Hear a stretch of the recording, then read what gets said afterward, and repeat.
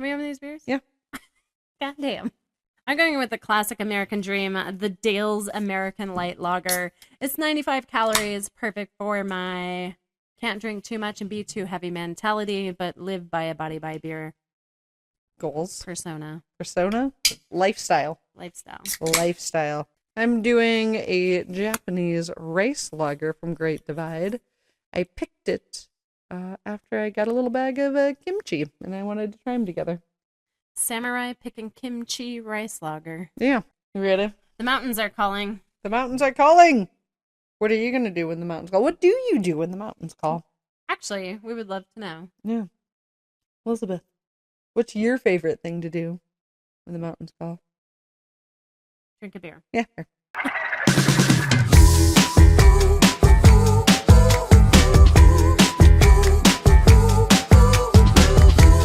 Well, welcome to this week's episode. All that steering brought to you by my best friend, Elizabeth Hess. My name is Chelsea Rhodes. And season 2, episode 5. That's right. We're taking a break. After this one. We're going to take a one episode break. Just so you all know. You'll see some shorts and funnies out of us. Mm-hmm. We got a Patreon going. That's right. Got this Patreon going. We're pretty excited. What's a Patreon? Patreon is an opportunity for you guys to support us and help us keep creating awesome content. We feel like we've kind of really hit a point where we're hitting everything that you guys love, and it'd be nice to keep some lights on. It's all the lights in this little studio. Yeah, it's a great way to support. Keep the heater on. It's cold. Keep this brick shining in the background. Please do go check it out. Links in the comments below. There's lots of bonus content, bonus interviews, brand new merchandise. Yeah, check it out. We appreciate raw footage. Every little bit. It's like a lot of raw footage. And then just see us bantering the stuff we cut out because it's not great for the public. Yep. You just get to see us being bigger dummies than you see us anyways. Or slightly more intelligent. Some days. Right, depends on the amount of margaritas at lunch. Yeah, just depends. Just depends. So, yeah, this week, the theme. The mountains are calling. The mountains are calling. You know, because we're in the mountains. We're hitting summertime. We like camping. We like doing outdoorsy things. And there's a lot of great craft breweries up in the mountains that you only get to when you're up in the mountains, oddly enough. So that's where we're taking it. That's where we're going. Grab your favorite beverage. We've got ours, and yeah, we're starting with Ale Academy. We're gonna teach you how to do the perfect pour in challenge form. We're gonna see who's the better beer pourer between Elizabeth or I. So yeah, we're gonna compete. Who can do it the best? We have got different techniques of pouring. We talk about different beer glasses a little bit in there. And mainly just how you pour a really good beer and how to also not pour a beer. We do it all. Right. It's a good time. Who does it better? Who does it better? Right here. She doesn't win. Maybe I'm not remembering, but I think I win. So let's just roll into it. Let's see. Let's see together.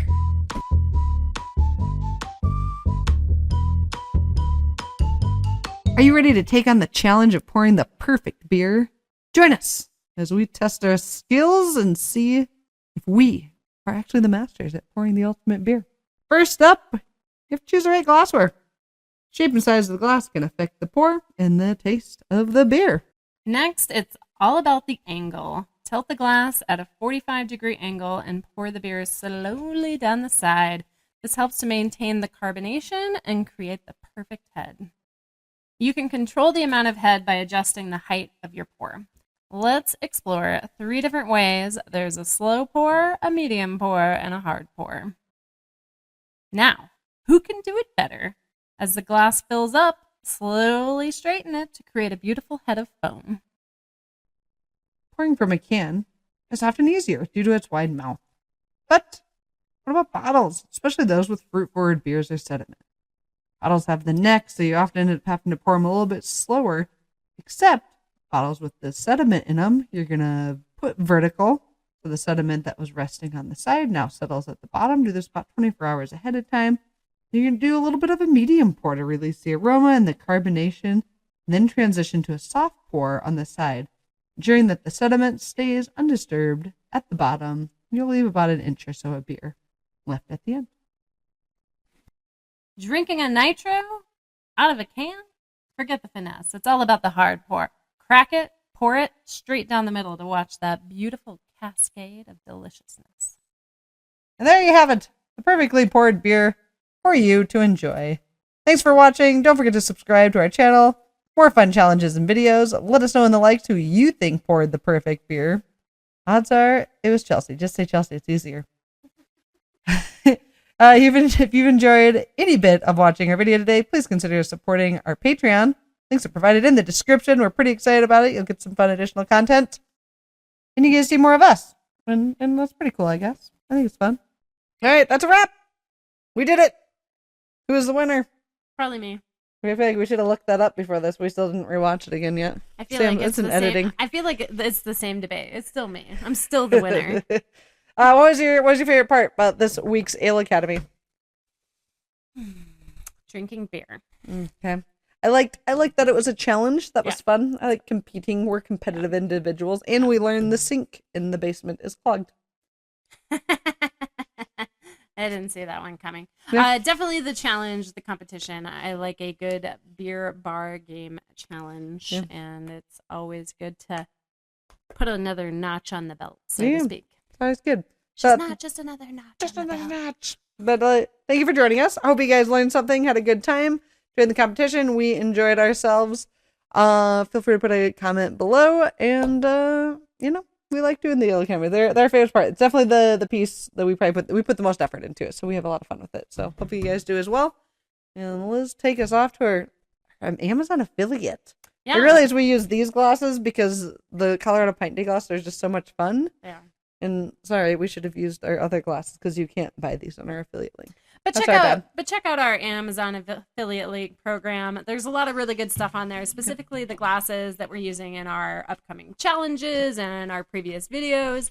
Any little bit that you decide, if you decide to go buy them, we get a little cut of that. So we super appreciate the support. Yep.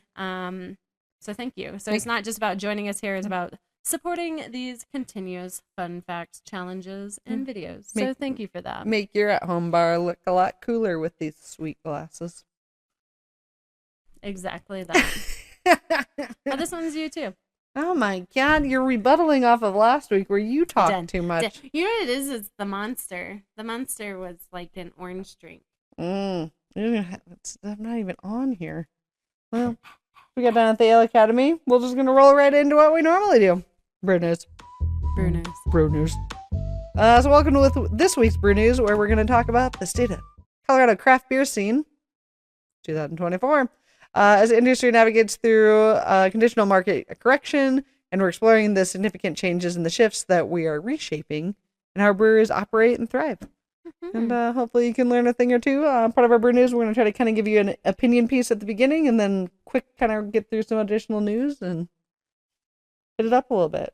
We've had requests for more of our opinions, which thank you. Pretty cool. Appreciate that. Yeah. We'll start with the super low-hanging fruit and super awesome. Colorado Breweries took home 21 medals in the recent World Beer Cup. Yeah. Congratulations to all of those breweries. I think the multiple winners went out to River North Brewing. Yep. What's the other Prost one? Also got multiple winners. Yeah. And there's probably another one in there. I can't remember off the top of my head. Those are the two that I remember off the top of my head. The specific article that we're pulling from, because there's a lot of them out there. Burns Pub got one. Yeah, they did. Cohesion got one. We're doing Burns 21. Pub here soon. Yeah, you'll Beer see them in June. one. You're going to see them here soon. Cohesion, you already saw. Yeah, we got some really good breweries coming up. Yeah. We're doing good with our list without knowing that list. Yeah, crushing it. Hey, look at that. The specific article that we're pulling from is from porchdrinking.com. We like the way this one was written the best, so we decided to go with them, and maybe we're trying to get their attention. We'll just see. So as far as the World Beer Cup goes, what the heck is that and why are we talking about it? It's often referred to as the Olympics of beer competitions. It features breweries from across the world vying for all of these medals: gold, silver, bronze, and there isn't much for second place after that. This year's competition featured 9,300 entries from 2,060 breweries across 50 countries, entered into 110 categories. And Colorado showed out in a major way. 21 medals, from awesome. 19 breweries, including 9 gold medals. Yeah. That's huge. So, little side note, flipping through, kind of looking through the winners, yada, yada, yada. I don't remember the category. This is going to be a bad fun fact. But there was a category where they didn't give out a gold. I know. Plot twist. I didn't get it either, but it literally said no gold given. And you don't remember the category? No. Actually, I'm going to go back and look at that. If somebody knows, drop it in the comments. Maybe I took a screenshot of my phones. You're phone's my phone. Over there. You're my phone. Oh my god. Oh my god, Maybe, I didn't know that. That's I might cool. have It means taken a it screenshot. didn't quite meet the standards of Yeah. expectation. Interesting to know that style. Give some people some challenges. That would have been such a good fun fact. Maybe we'll have a bonus short fact and we'll throw it up on Patreon. So if you really want to know, you gotta come find us. Maybe Chelsea can remember things. Oh, I can't. But I did go to the Denver Nuggets game. Which one? Game 2. Game in winner. Denver. Ball in the air. Wait. Who am I? Game winner. Ball in the air. Time runs out. Drills it. This is a sweet game. 13 of his first 16 shots and drills the game winner. It was so much fun. It was great. We had great people around. Oh my god. It was so much fun. So Liz stayed and watched the little Zoe monster, which Kevin and I appreciated. Yeah, you bet. She was a good time. Oof, we had so much fun at the game. It was a great time. But we're not here just to talk about my great time of watching the Nuggets. And I'm a diehard basketball. That was literally the game that you if you like sports, you're like, man, I wish I could have been at that game. Like a once in a lifetime. It's gonna be a long time before I go back to a Nuggets game because it's just you're not gonna top that. That's the one of the ultimate experiences of why you buy tickets is you want the game winner, Hail Mary, buzzer shot, spraying beer everywhere. Literally got nuked with beer. We were like, sorry about your jersey. It's not our beer. Someone champagne beered the crowd. It was wonderful. Anyways, why are we talking about the Nuggets? Because the Nuggets and the Avalanche each take your drink. Enjoy their first round playoffs. Again, which we've been doing pretty good on the sports scene. The Avs are doing okay, but that's fine. We'll leave that as it is. They tied 1-1. Yeah, they're doing all right. The reason we're bringing up them is because within the stadium, same stadium? It is the same stadium. They're bringing a lot more NA options. Between Ball Arena and Power Field and Coors Field. Okay, so it's the all Greater Denver Sports. Okay, all of them. Yep. Yeah, bringing in the NA options for people. That's People want them. Super awesome. Yeah, it's a great thing to do. I noticed there was some people near us that had the Twist 'em waters, but that shit was so expensive. $20 for a bubbly water. I think it was bubbly. It was just man, you can get an NA and have some flavor at the same price, if not cheaper. Yeah, but it's really cool, right? We've been talking about the increase in NA. I love always hearing that arenas, sports teams, whatever you want to call it. I love hearing when businesses hear and meet the demands of the people. It means they're paying attention. That means they actually care. And of course, end of the day, it's still about money, but they care enough to actually bring in what people want and give people more options. And I think that's pretty cool. I think they do an okay job at keeping good local beers on. I don't think they do the best, but I get it. You got to buy in bulk. You got to buy a crap ton of beer, and not everyone does the big old giant cans. So say what you will. New Belgium is a large brewery, but it's still local. Not anymore. To us. Well, to us. They sold. Not local anymore. But they are. Yeah. To us. To us. To the bicycle crew of Fort Collins. It's still Colorado proud. We got some good tales. From that brewery. Anyways, so looks like they've got Coors Edge, which is an NA, Groovy, and then Budweiser Zero. So again, Coors, I guess, is technically local, but well, they'll keep ramping it up. It's cool that they're doing it and giving people options. That's really all you can ask for is the customer is looking for options. So, yeah, I think you nailed it on the head, right? People are still going to go and watch, and why if they don't just want to drink water, right? Water is always the best option. But if you don't want water, here's some options, and they're non-alcoholic, and honestly, it does create a probably safer and sometimes less hostile environment. Because alcohol is always inhibitions into the wind if you go too far. Yeah. So it's pretty cool getting flavor where you want flavor. It's not just water. Marketing and Beyond is opening up those doors because the people say this is what the people want, so the people get what they want. So they still show up to the game, and they get to see Murray drop the dime as the clock runs out. Ooh, sorry, Davis. And on the flip of what customers want, this is why we put these two articles side by side, is you got a boost in NAs. Right. And then on the flip, because people are like wanting to wean down their drinking, but they're not necessarily wanting to wean down their getting drunk, you're seeing a bigger demand. I know it's funny, in higher alcohol options. And so a lot of breweries are actually pushing higher alcohol beers, hitting these big bombers in the bigger 10% cans. in big ass cans. Hey. Anything worth doing is worth doing right. And if I want to hit it with one shot, a 10% of fruited IPA in a 19.2 ounce can, well, that's going to send me to the bleachers right away. Yeah. I mean, you're not wrong. In a lot of ways, it is saving money. Especially at altitude. Yeah, right. It's just, I don't drink fast enough. Those just get so warm on me so quick. They're not my cup of tea. Depends. I had a delicious double IPA last night that just dropped today. Wonderful things from Four Noses coming in. It might like be 8%. The best G-dang double IPA I've had in a really long time. Did it make you bounce and trounce? Did you see my catch in right field? That's where you did. That's right. Bounce and trounce. Right. We dive to survive. So a lot of these IPAs that are coming out are going to be higher in alcohol. They're trying to hit that 10% marker. They're fruited IPAs, right? To get a little extra fermentation, I'm guessing, in to keep like boosting the alcohol in them and to help dilute the flavor, keep them bright, right? I think that's kind of where a lot of people hit with these double IPAs. There's just so malty and they're hot and they're heavy. There's some fruit and all of a sudden it's spruced up. I told you I had was it a 9%er from Tivoli? Oh my, I would have thought it was a 4% beer. So it was crazy. Fun facts about that. It's not just about adding fruits into the beer, but it's about the fruit characteristics that the hops are giving off. So this 8.5% that we had last night was from a newer hop called the Zaba hop, and it gives off a pineapple flavor. And it's not malty syrupy. It was a pineapple beer refreshing. That I had. Maybe Holy it was a hops. Shit. Yeah.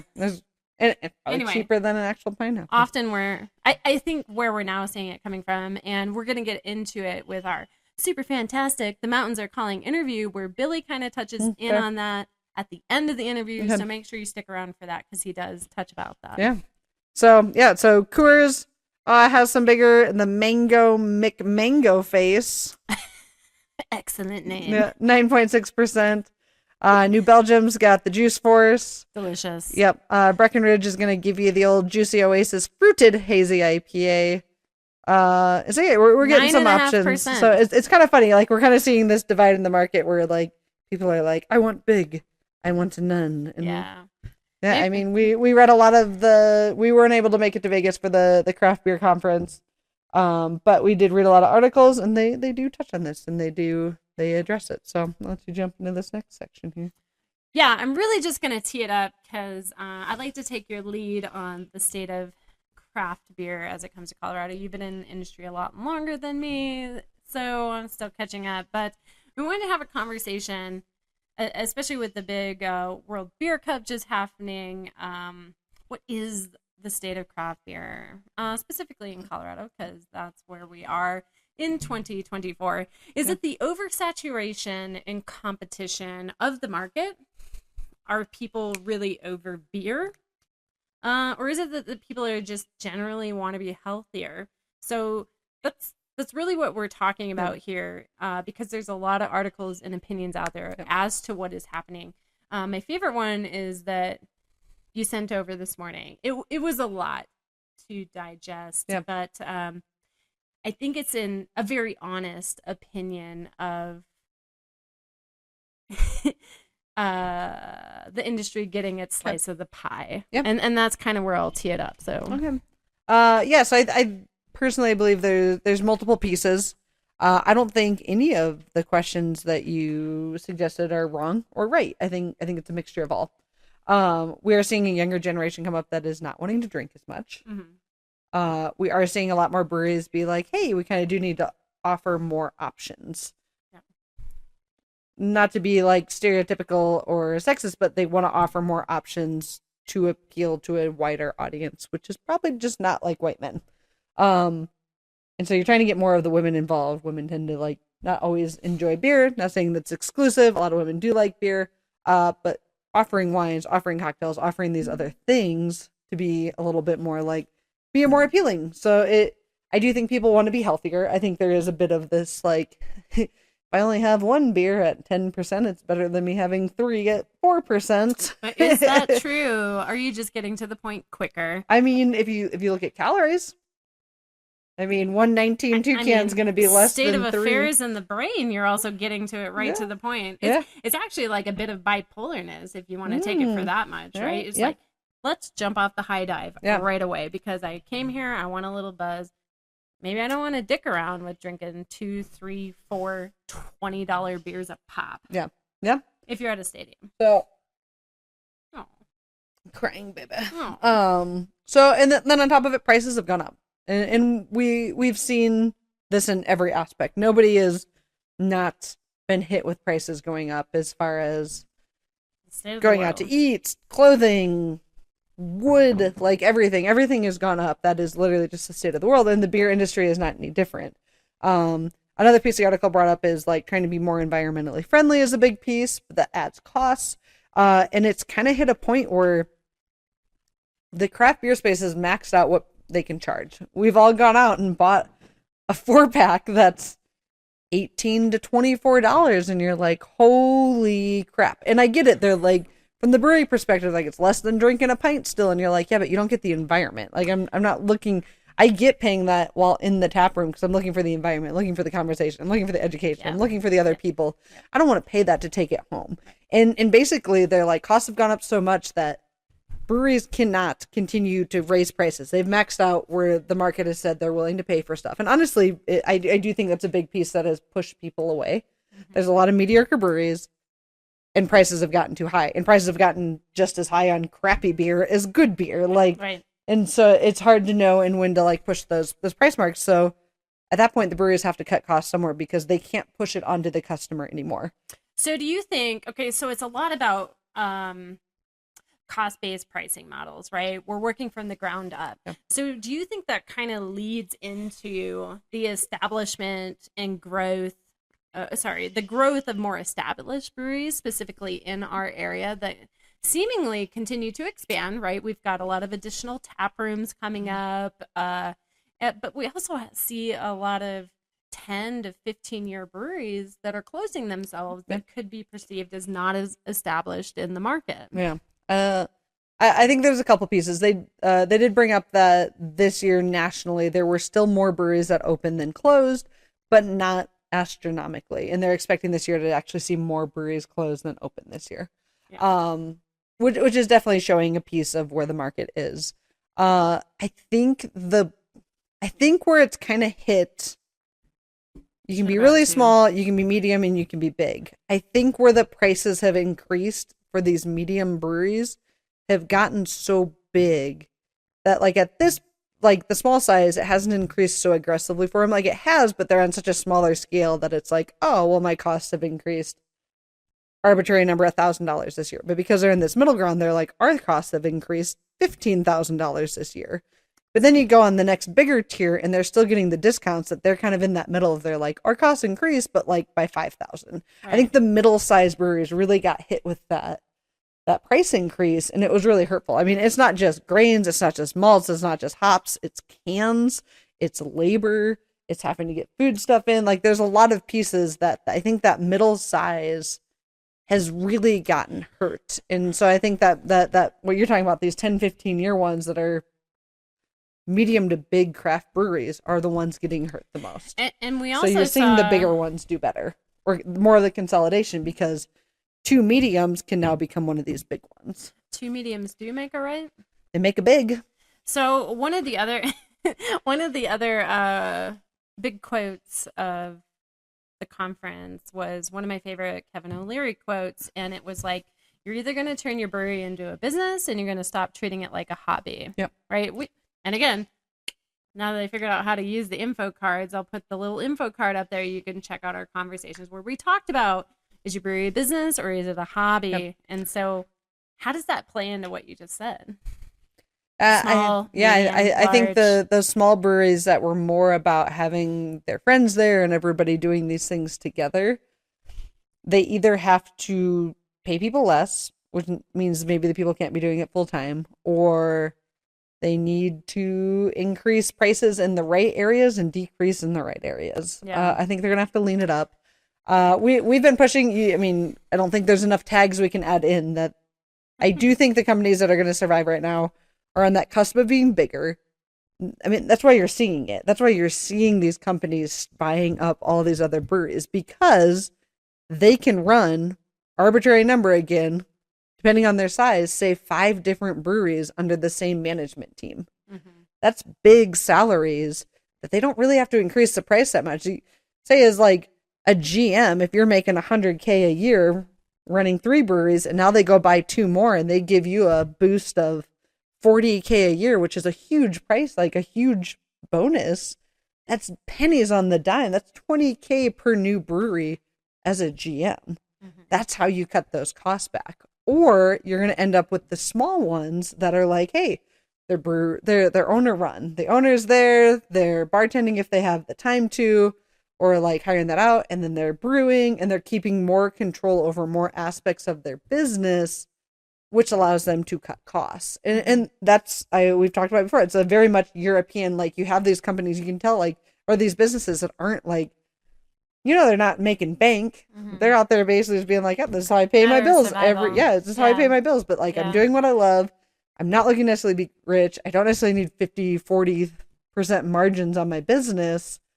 I'm just here making enough to survive and live, but I love what I'm doing. And I think that's a really beautiful model. I actually think you'll get more innovation and creativity because it's not this huge push for big growth and huge success. But also, arguably, the reason why we see that perhaps there will be more breweries closing this year. Yeah, because I don't think they were set up for that. They were set up where either they need to have the hard conversations and start drastically, and they're probably too late, start drastically cutting people back. Mm-hmm. But I mean, we've been at breweries that had 4 or 5 owners. Yeah. Absentee owners that like had to pay their investors. They had to be making know who you were when you walked in the door. When they walked in the door. Sorry. Right? Like that's a huge chunk of the profits that had to get paid out. That model is dead. In my opinion. That model of the absentee owner, it just isn't I don't think it's gonna work. I don't think it's gonna work for a while. I think you're gonna see more breweries trying to find that nice balance of being a bar without being a bar. And keeping that craft space. So you're going to probably see craft wine and you're going to see craft whiskeys and craft gins and really like nice cocktails. And so it's more options, but it's all very craft. And you're going to see fewer employees and more people just that are like the owner's family. They're going to become more family business. I do think those will survive. All of them, no, because some of them tried to run it in kind of this middle ground. But I do think those will survive because I do think we're also hitting a time that we have generations coming up that maybe don't drink as much.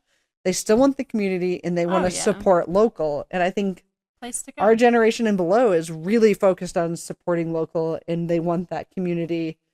They want the support. They want businesses that are authentic to their community and to their culture. And I don't think those are going to die. I think these middle ones are really going to struggle. Okay. Because I don't think they can offer this. They're too big. Yeah. But they're not big enough to do this. Yeah. They're not big enough to be pumping out 19 to 10% beers to Coors Stadium. Like they can't do They're not big enough to buy a 40-barrel system. Went to Tivoli before the game, and I didn't realize this, and this probably, I mean, this is older news, but they're not, we told you they're looking to boost their lager into competing against Coors and Budweiser. They want to be a premium lager. Yeah, they're not brewing there anymore because the margins don't make sense. So they're looking to actually shipped it out of state, and that's how they can. Oh, probably Mexico. I think it is Mexico. I mean, that would make sense. I don't remember the name, but it was very Los something. It was not Italian.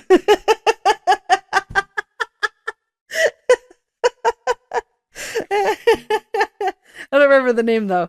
But like literally they're like, yep, can't do it. They put 7 million into that place to revamp it in like 2015. And now it's like that fun little knickknack on the Denver tourist wall that you go see because it means so much. Yeah. And Does it? I don't even think they're keeping the tap room open after this year.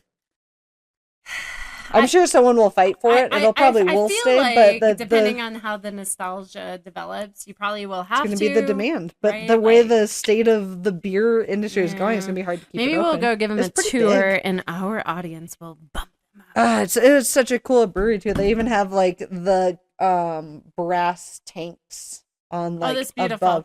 They literally built it all below the original brewing equipment. It's really beautiful. cool. I haven't been there in a long time, but it was really cool. You're spurring up memories. But that's kind of like my theory. That's kind of my take. I do not think the space is dead. I do not think there's not space for smaller breweries. I think you have to be in, there's no secret. We've talked about it before. Like, Liz and I would love to own a brewery. We get advice from people that we respect very much in the space, and they're very weary and very cautious. And they're right. I do think there is a price point that you have to be really conscientious of being able to pay back those type of loans because, again, the state is these smaller ones where you're kind of just paying your bills. Like, you're not necessarily growing and advancing huge. You're like, hey, I do 5-6 things really fucking well, and you come here for these 5-6 things. And that's what we focus on. We focus on the community, the culture, the experience there, and then we do these 5-6 things really well. I think this whole, like, you have to have 20 drafts on, I think that's going to be dead. I don't think people can afford it. I think it's too hard to maintain. It puts the expectations. No one loves walking into a brewery seeing 20 taps and they see only 10 beers on the menu. That pisses people off. Yeah. They see 10 beers and you have 10 lines, they're fine with it. But when people see it's empty, it gives this persona of you're not doing well. And that persona, people can feel it. Or you're not doing well, you can't keep up. Like, people can feel it. Why? They don't like it. Not to step on your heat right now because I think you're dropping buckets. But one thing I would be remiss if we didn't mention is, wait, who am I? Kobe, no, Jamal, and it's a fantastic drop step shot. Who does benefit from this, right? The people want options, and you know who controls the options is the Department of Revenue, and it's different licenses going out. So not only now do you have your federal and state taxes coming in from, maybe you're a brewery, maybe you're a brew house, and you have a tap room, so you're paying federal and state licenses. But now also you have to offer the options. You don't have to, but you should to keep up with demand. You're offering liquor, you're offering wine, and now you have food. Yep. That's like 5 different licenses right there. Yeah, I see. To keep up with demand. I'm not. Yep. I'm not saying that's a bad thing. I'm not saying that's a good thing. That just is what it is. I see a lot of like. So that is part of the conversation as well. I think we're going to see more of those partnering food trucks. We'll save that for next time, probably. Permanent. Like, so actually, get Scotty in. Let's talk with Scotty about that. That'd see where he sees the state of it. That'd be great. But yeah, like, I think that's going to be a different piece of, like, where can you get someone that's passion is food? Because that's what gets hard. You have people that are opening a bar, or they're opening a brewery, or they're opening a restaurant. The odds are the whole aspect of that business, because there's a lot of aspects to nail. The odds are all of those are not their passion. It's probably one of the 3 to 5 aspects of that business. So how do you partner and get now the other 3 to 5 people to make that actually be this really big, beautiful thing? I mean, we've talked about it. The food halls are going to crush. Yeah. Food halls are going to be the wave. They are. Well, I mean, Europe's been doing that shit forever because they're cost effective, and you can get in like 5 different little restaurants. But none of them are killing it. They're helping you pay the rent. But those restaurants are there and they're paying their bills. Yeah. None of those people are killing it. And like, how many of those have you seen go and open their next big like 2,000 square foot restaurant? Like, none, because they're not making enough to do it. They're making enough to do what they love and pay their bills. Yeah, and I think we're at this point where that's going to be a great thing, because that's also how you're going to bring local jobs back in locally. Yeah. And that's okay. Like, we don't have to ship everything out just to make everything cheap. I think what we've proven is people will pay for quality and people will pay for craft. to an extent, and so you got to figure out that new balance. Maybe we can convince Like Chef Jared Kendall of Thistle and Mint to franchise his brand, his name, his expertise in the pairing of craft beer and food to get in with these large to small breweries. Yeah. Anyway, side thought. Anyways, Dropping buckets over here. Thank you for that insight. I think that's what I wanted to hear. I hope you guys enjoyed it. Yeah. Those are some super insightful tips. It's not dead. I don't think it's dead. I think it's changing. Well, it's not dead. No, I think the space is to an extent saturated, but I think it's just saturated in the wrong ways. Actually, my favorite piece about that article was talking about, what did they have the acronym that an IPA was like, instant profit margins or instant profit, whatever the Something A was. For A. Yeah. And I was like, that's really funny, and I never thought about that way. And they're basically like, yeah, that's not the state. No, Could be. They're like, that's not the state anymore. And I was like, oh. So basically, you're telling me we're going to have less crappy beer, more diverse, awesome breweries, and more beer options. Yeah. And they talked about and I'm going to shank the name we talked about before, basically the Black Brewers Association. National Black Brewers Association. There you go, just forgot the national in front of it. The black breweries rose by 20%.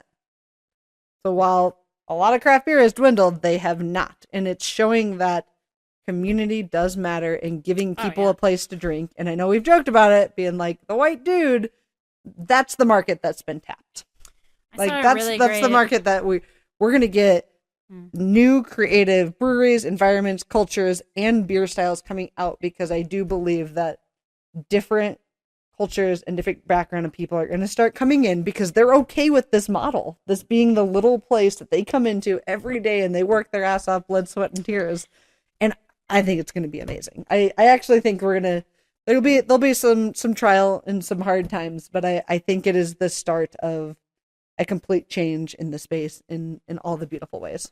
At least the ways that I love the space. Let's introduce the Mountains Are Calling interview, because I'm super excited about this one. Beautiful interview. So grateful. So beautiful. We've been looking forward for this interview for, when did we go do this around? January. We got this locked in. We've been so excited, and we finally went and did it, and it was wonderful. And it's a brewery we completely idolized. Oh my god. They have incredible beer. They have incredible mission. They've opened in multiple countries now. Their merch is something to dream about. For real. Their marketing is gorgeous. Their events are, people should take notes. Like we've just been so excited. I jumped in. I was just so excited about this one. I like it. A special shout out to the owners, Lee and Emily Cleghorn. They weren't there to do the interview with us, but we got because Hillary, they were opening their France location. Salange, however you say. It sounds fun. But Hillary and Billy and Sam were there to field all our questions, and they were super welcoming and super awesome. So without further ado, this is an interview at Outer Range Brewing Co. in Frisco, Colorado, up in the mountains.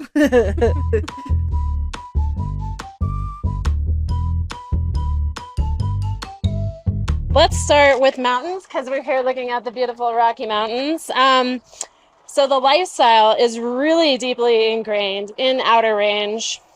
How is that incorporated into the experience that you offer in the tap room? You know, I would have to say we really emphasize our leave the life below, and that really is ingrained with us throughout the beautiful vistas that we get to see here. You got Buffalo Mountain, Peak 1, Victoria, all the way with the Gore Mountain Range in the 10-mile range, and that's amazing. But also something that really, one of the best things about working here is the culture that we provide, and we deliberately hire people that encompass leave the life below. Sure. And, you know, you can walk in and you get people that are big through hikers, big raft guides, big skiers, they are backcountryers, you know, every aspect of the mountain lifestyle, they really live and breathe it. So from the mountainous views to our staff, it really creates the culture that we want to have here. Absolutely. And people feel that when they walk through the doors. I Would hope you so. agree? Yeah, I hope so. I always felt that way. Absolutely, walking Yeah. through, So I think that's really awesome. So I love the vibe. I definitely feel it when we walk through. I would say that people absolutely feel that vibe when they walk through. But you're also really big in the community and environment through initiatives like the 1% Pledge community. How does that commitment shape on like a day-to-day operations at Outer Range? Yeah, so it doesn't really affect our day-to-day operations. However, I would say we host a lot of community events here. We donate prizes, we donate our product. We're constantly giving back to help with fundraisers and community events and just hosting local nonprofits in the area. Sure. And our staff actually plays a huge role in that as well. We get our staff to give back 2 hours of volunteering every quarter, Oh, wow. and that plays a huge role into that 1% pledge. Very cool. Yeah. Very cool. I love that. How often does this bar get opened up? Bonus So, question. yeah, absolutely. This bar, we have had trouble with this bar since we've opened. Okay. However, this winter, we actually activated it every Friday and Saturday. And we packed out the whole place and we started doing a spritz bar upstairs as well to Okay. offer a little bit more diversity besides beer as well. Sure. So this bar actually took a huge hit, or it just popped off on Fridays and Saturdays, Cool. and we're really proud of that. Yeah.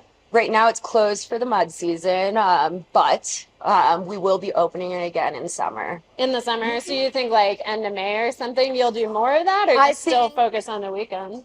Probably on the weekends still, and probably come July is when we really pick up again. Okay. Okay. So I'm going to jump ahead then. So then your busier seasons, I wanted to talk about those seasonal fluctuations in business management, transition between those peak seasons and off seasons. Talk to us a little bit more about that. When are they busy? Yeah. When do they kind of slow down for you? Absolutely. So our winter busy season really starts off probably Christmas, Okay.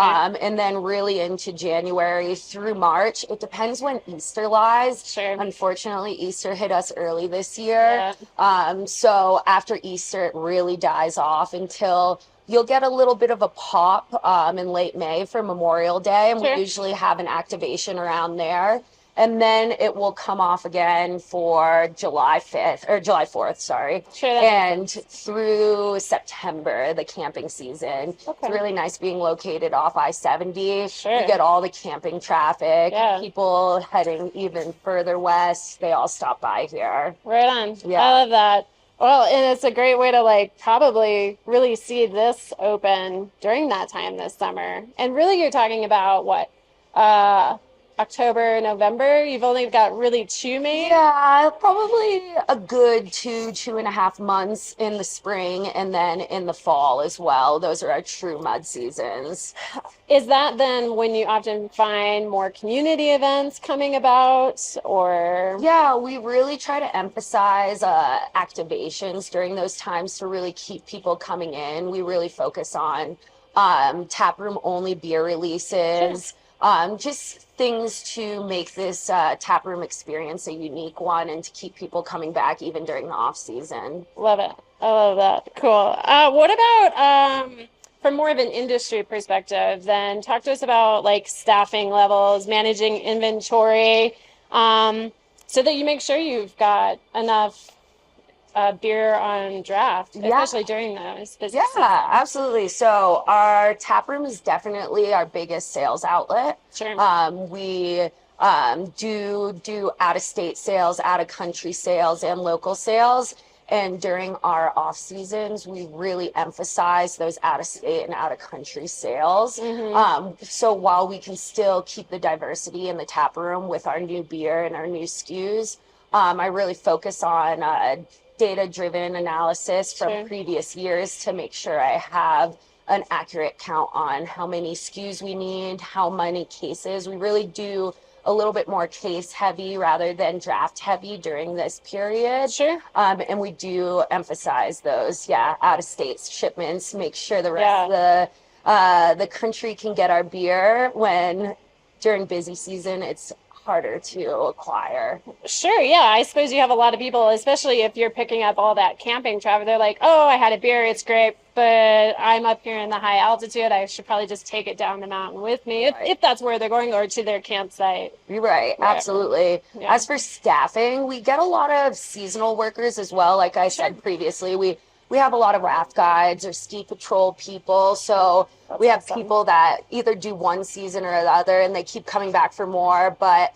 during off seasons, we really encourage our staff to take vacations, and they definitely take vacations. Nice. Yeah. Burnout's pretty big here. We are, you know, we emphasize our high capacity and our turnover for customers. So we really encourage our employees to fill their cups the best they can, going on vacations, going out and adventuring and doing what they love. So it's never that big of an issue during mud season.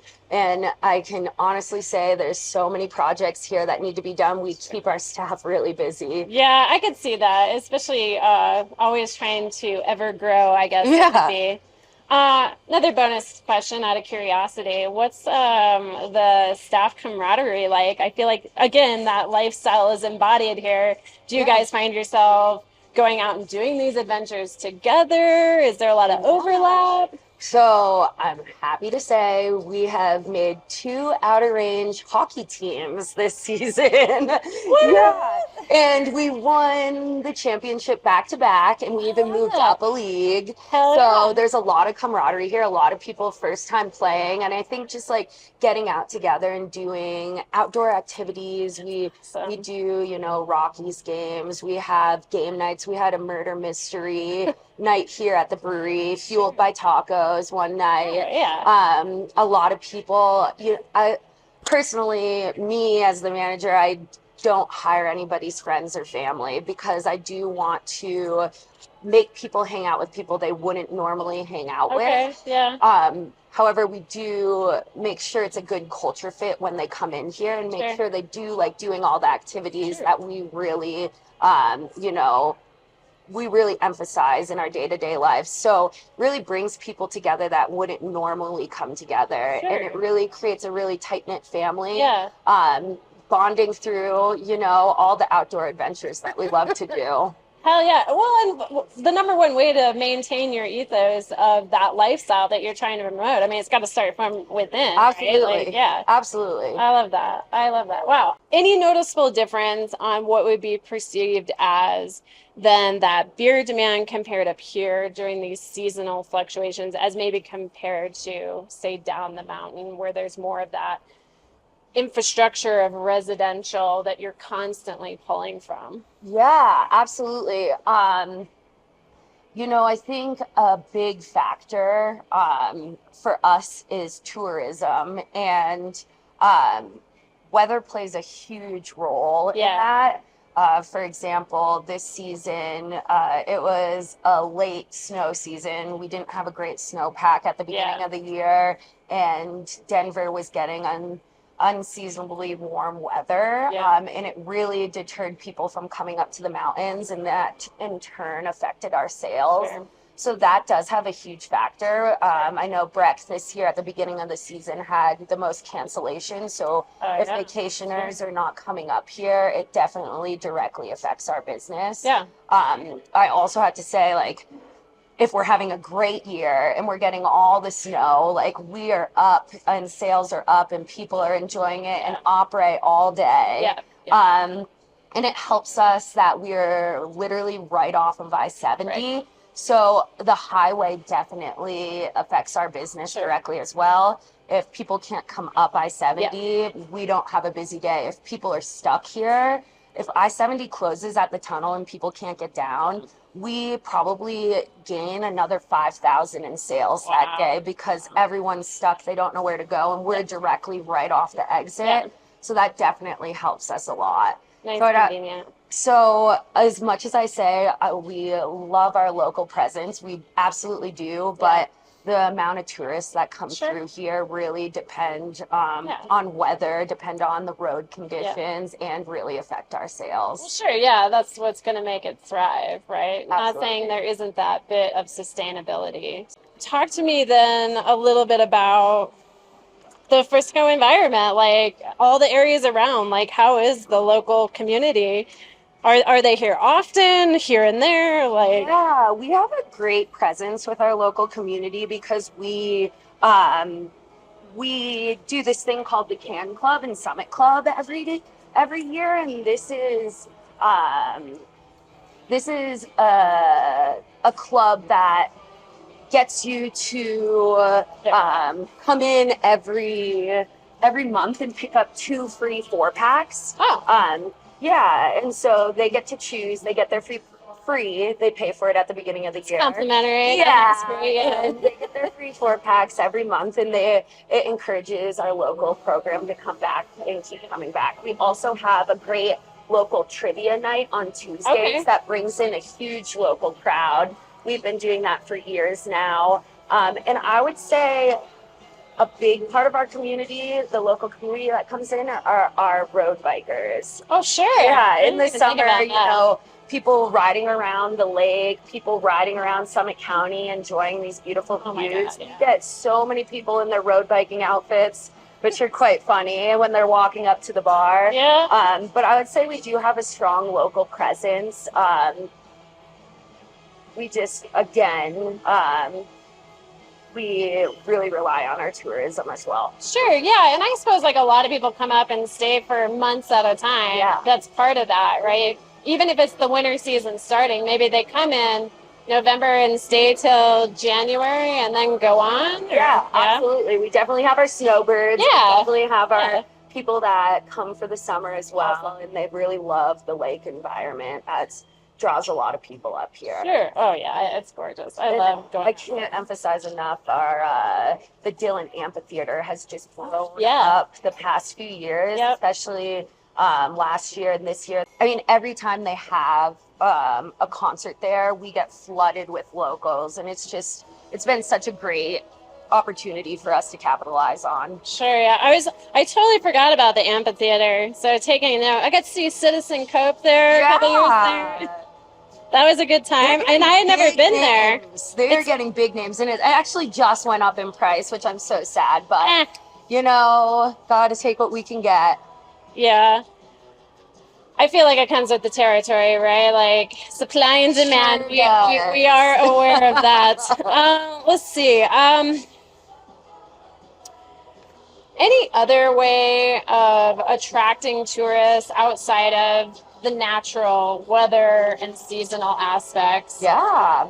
So we love to go.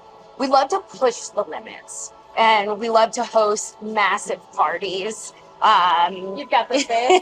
We've got the space. For example, our 5-year anniversary party, we took over the whole parking lot through a huge rail jam. Whole Oh, Foods yeah. wasn't too happy with us, Eh. but we had hundreds and hundreds of people here, and we just tried to keep pushing those boundaries and pushing the limits to create an elevated experience, an experience that creates excitement and a really fun, happy vibe. Yeah.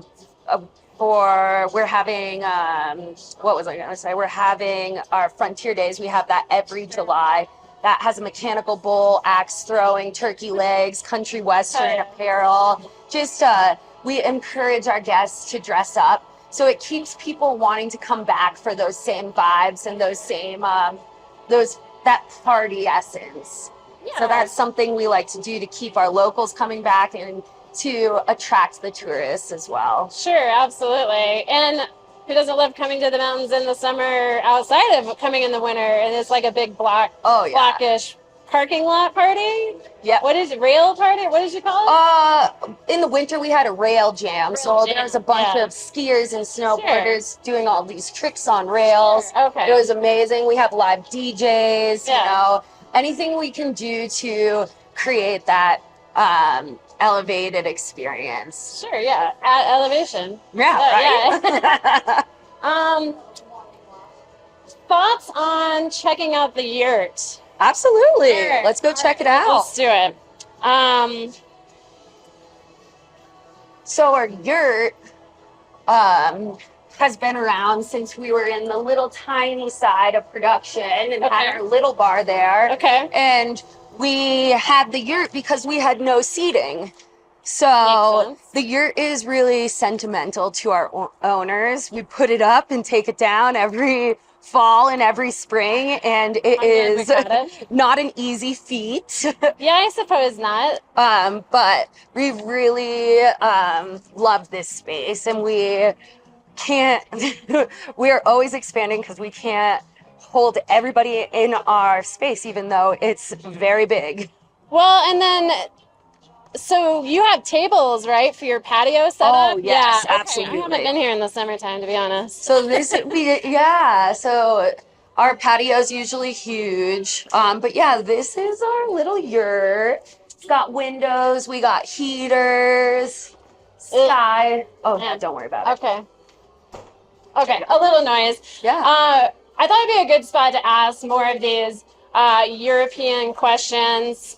You've got your grand opening in Solange happening in a couple days, like on April 20th. Yeah, we're really excited about that. Thank you. We've been open since November, but this is our grand opening. We're having tattoos, yoga, big prize bingo giveaways. Everyone's really excited about this. I love that. Yeah. I don't know if I've ever heard of tattoos at a grand opening. So we had tattoos in the yurt this year for our 7th year anniversary. Yes. That's awesome. And she was booked up all day. Oh, yeah. This year was like an artesian theme. We had people burning into gloves these cool artistic designs. We had an artist painting on clothing, on denim. We had tattoos. Very cool. We had fake tattoos, you know. Yeah, we really like to think outside the box. So it's almost gave me like a Sturgis vibe. I don't know if you're familiar with the big motorcycle rally. Oh, yeah. Where there's like trailers of tattoos there. I'm not saying it's definitely not that kind of vibe, but that's the only other place I'd really thought about that. And tattoo-wise. It's pretty wild. I love it. It's a good way to go. So, I skipped. Is there any cultural differences, right? You opened up in November, you've got the grand opening coming up. Between your French and American customers, you know, I've watched a bit of Lee's videos on YouTube, and he was very much like, I want to take this taproom experience, right? We're talking about this lifestyle, this vibe. How does it translate over there? Is it pretty symbiotic? Is there a little bit of... Yeah, so tell me more about it. So I'm not sure if you knew, but we set up the same kind of atmosphere over in Solange. We have the coffee shop, Conflict Coffee. We have Chicken Scratch, and we have Outer Range Brewing. Our biggest notable difference is people love to change spots in the brewery. So they'll stay there a lot longer than our Frisco location, and they'll start over here and then they'll move over there, and then they'll have a coffee over there, and then they'll sit on a couch outside. So it's really, they really like to see every aspect of the atmosphere. You know, I feel like I would have wanted to anticipate that question, but like it's very European, right? Like they're all about like enjoying the day, right? Get the full experience. Yeah, I did a fair amount of research into just Solange and between Frisco, and a lot of the questions we came up with initially was a lot of that juxtaposition between the two, and it's like, of course it would translate, but being able to like see everything is kind of like this tour, right? Like that's what you want to display and experience while you're there. Anywho, love that. What about digital engagement, right? It's a big part to promote small business, large business. Is it kind of similar over there as it is to here? I know you have quite a bit of a following so far here, but it's been 7 years, right? Right. How's it going? We've been able to build up our following over here. With it being so new in France, our marketing team, the events manager and our marketing manager and our owner, Emily Cleghorn, have really been having fun with with the social media aspect, because there was no presence at all in Europe before. Now we're following true to our brand and our style, but we're just being goofy, being funky, really putting ourselves out there to create that following. So we're still new to that and it's still developing, but we've been having a blast creating content for it. I'm sure, right? Yeah. It's new, and you have something to base it off of. Right. Are they over there for the grand opening? Yes. Yeah. So both our owners, Emily and Lee, and their daughter live over there. So they're over there, and our brand manager Wyatt's over there as well. Cool. Yeah. Oh man, it's so beautiful. I've been given the opportunity to go to Chamonix, so like I kind of get the look and the vibe, right? Yeah, absolutely. Absolutely gorgeous. I'm still waiting for my turn. Yeah, you're like, hello. Hello, when am I going? Do you push that like here and there? You're like, yeah. Okay. I feel like you have to. When am I going? We have I know this isn't a question, but no, we have please. a fabulous program for our employees. We do Employee of the Quarter. Okay. And so Birdcraft, production, sales, and taproom all get together, and all the managers vote for an employee in their department. And then we can't vote the second time around for our own employee. We would vote for another one. Okay. And whoever wins the Employee of the Quarter, we send them over to France. And they have the opportunity to work over in France for a little bit and then take a vacation all on us. So that's awesome. So now she's our assistant general manager, but she was a bartender before. Okay. So she was the first person to go. We're sending one of our brewers. We've sent multiple brewers, but an Employee of the Quarter brewer. And then we're sending someone from Birdcraft. And now we're up to vote for another Employee of the Quarter, since we're in quarter 2 now. Very cool. Yeah. Very cool. And it's the same chef, right? Yeah. Yeah. Between the Birdcraft, is Birdcraft here and there? I know you said it, but Chicken Scratch is over there, and it's Nashville hot chicken, and this one's Thai chicken, or Thai-ish chicken. So yes, they are owned by the same people. However, the chef is different. It's a French chef over there. Okay. Yeah. Is the food? Do they really?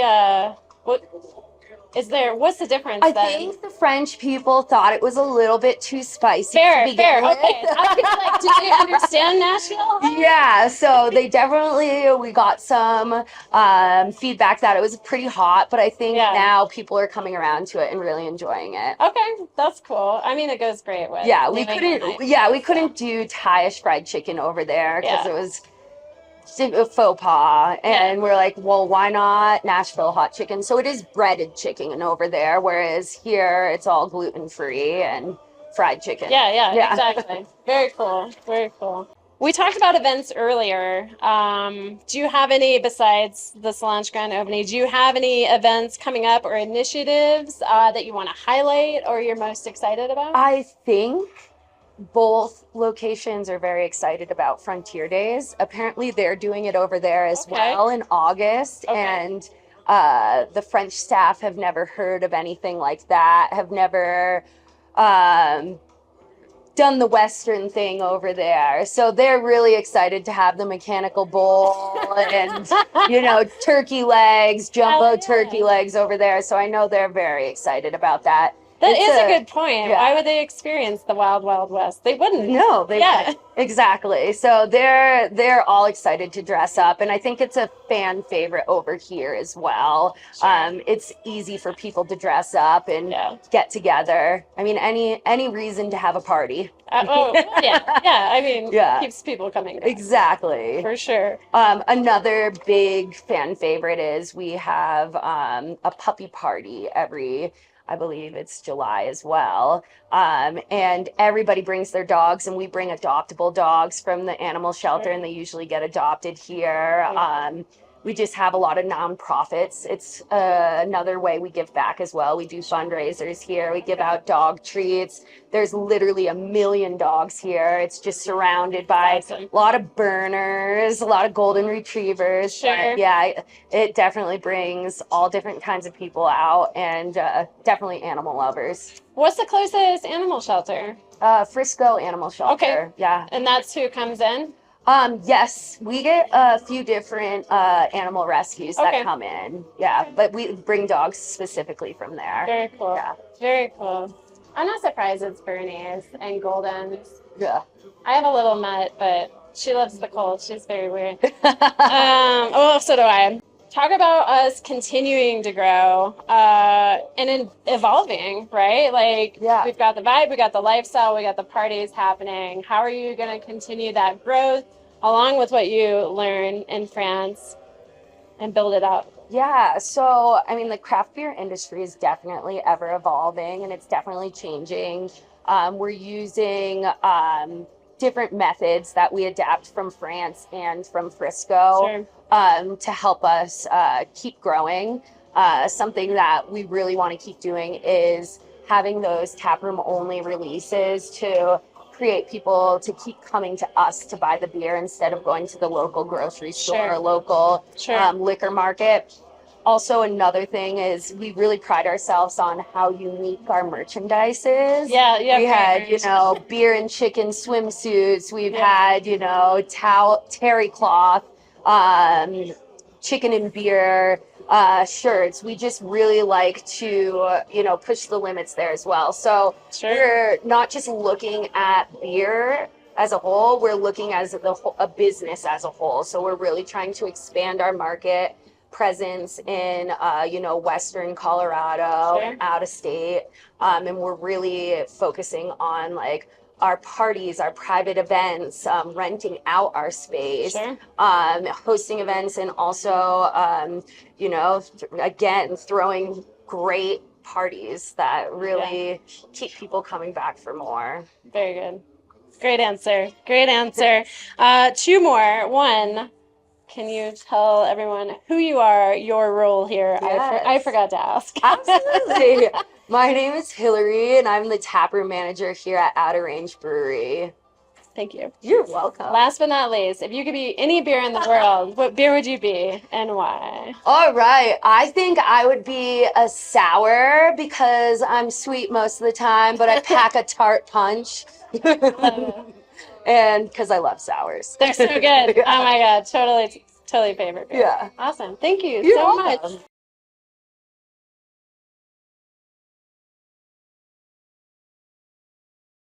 You want to? Yeah. Well, I guess this is our new brew house. I guess it's about a year old now. We got it last October, I believe. And yeah, this from Italy. TMTI is the producer.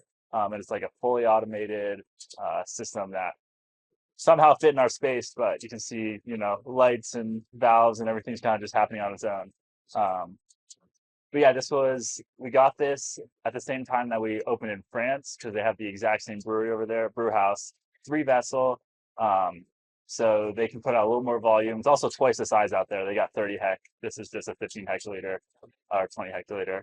Um, but yeah, fully automated. So we kind of just load grain in the night before, put all the buttons, numbers in for the recipe, and then press start and like can set it for a certain time. And then it just starts at like midnight, goes all the way through to the start of boil. And that's about when we come in. Then we got to push some buttons and grain out and knock out the beer, but it saves like 7 hours just right there. So one brewer can do 2 brews in a day, a double turn, which is way more efficient than before. It'd be like a brewer coming up 5 a.m. and start the first brew, and then the second brewer come in later in the day. So that's been like a huge efficiency gain for us. But yeah, there's also a few other little things I want to talk about it, Billy. Whirlpool temp is also one of the really cool things about this brew house that's cool with an automated brew house. So we can dial in that whirlpool temp 70C, 75C, 80C, whatever we want on a given recipe. You won't see that on a lot of brew houses these days.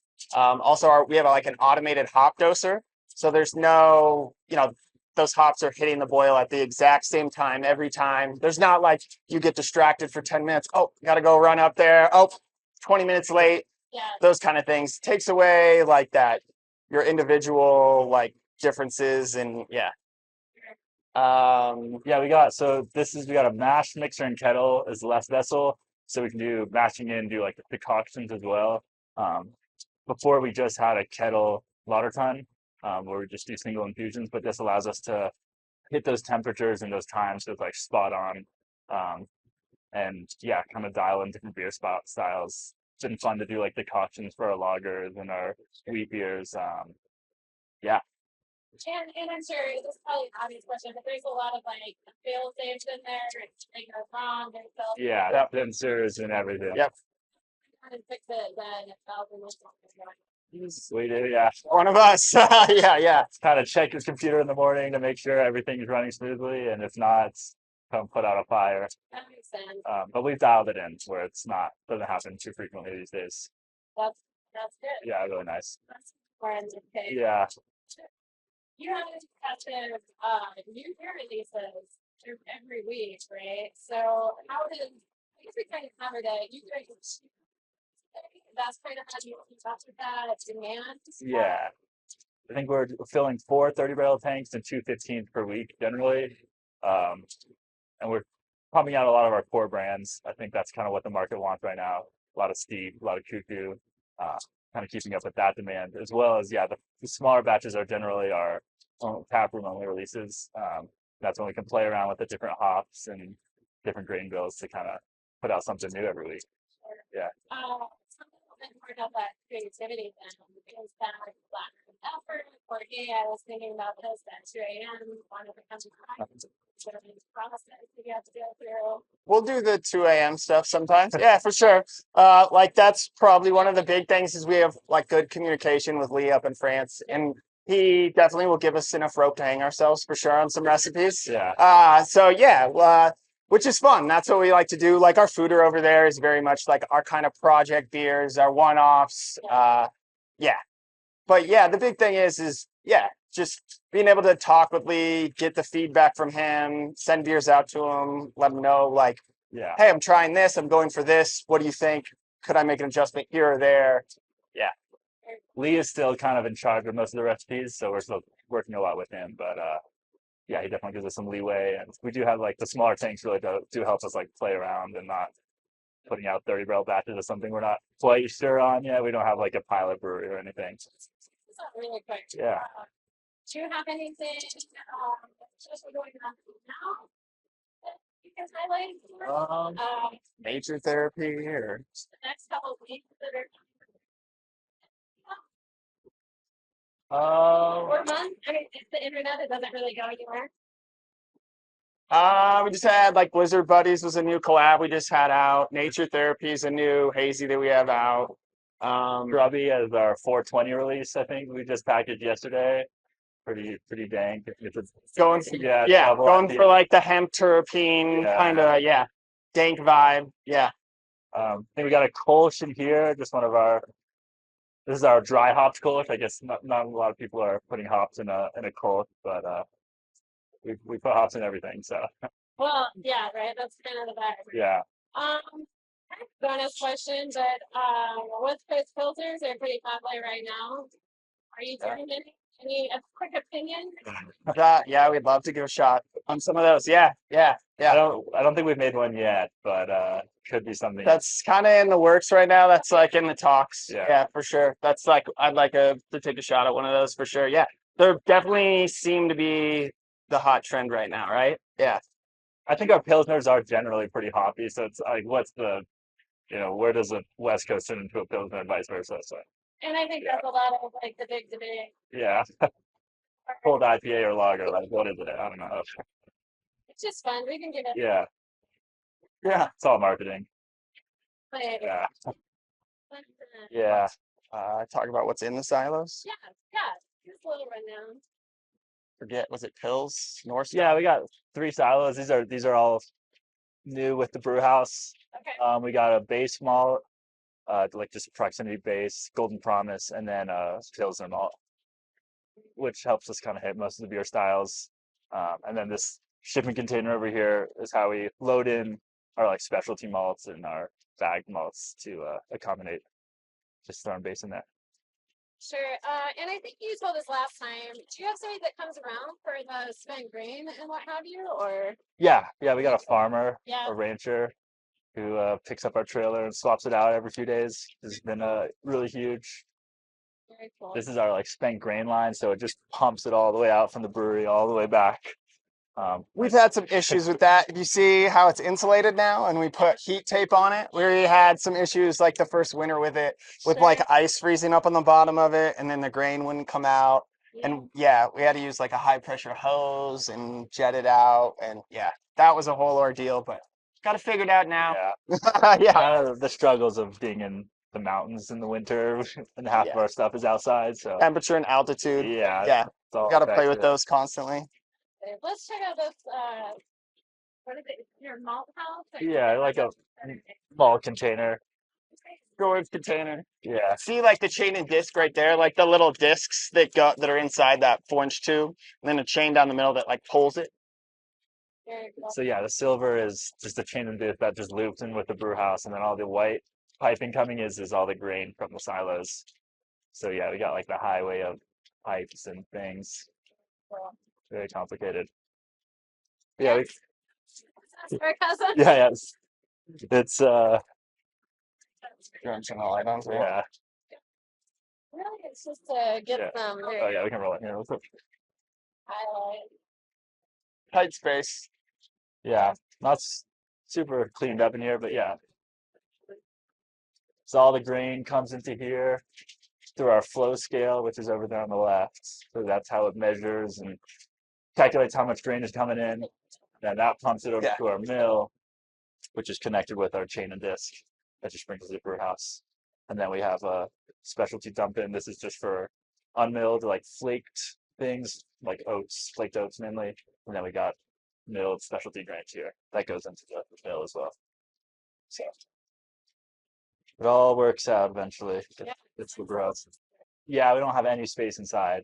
Before we were just like loading bags in the middle of our cellar, which is not great for quality or yeah, just grain dust just floating around. But yeah, this at least contains it all. Not worried about that. And yeah, it gets a little cold in here, but grain can be cold. We can just adjust strike temp and kind of adjust things that way. Sure. Yeah. You wonder. Tires that go. I'll let you guys go. Yeah. Really. Really? How did we go then? Let's highlight. The one that spins. The hop doser. The hop cannon. Yep. This guy over here is the black. Oh, the centrifuge. Yeah. You want to talk about like the hop cannon centrifuge? Yeah, you got it. Yeah. Okay. It's your thing. So we have a GEA centrifuge, which is really nice for turning around hazy beers quickly. A lot of the hazy beers, a lot of breweries will take, somewhere in the 5 to 10 day range to settle out those hazies, all those proteins and yeast and everything. One thing that's nice about a centrifuge is we can actually spin those hops and yeast out of the beer, which lowers our time in our fermentation tanks, which allows us to make more beer in the year.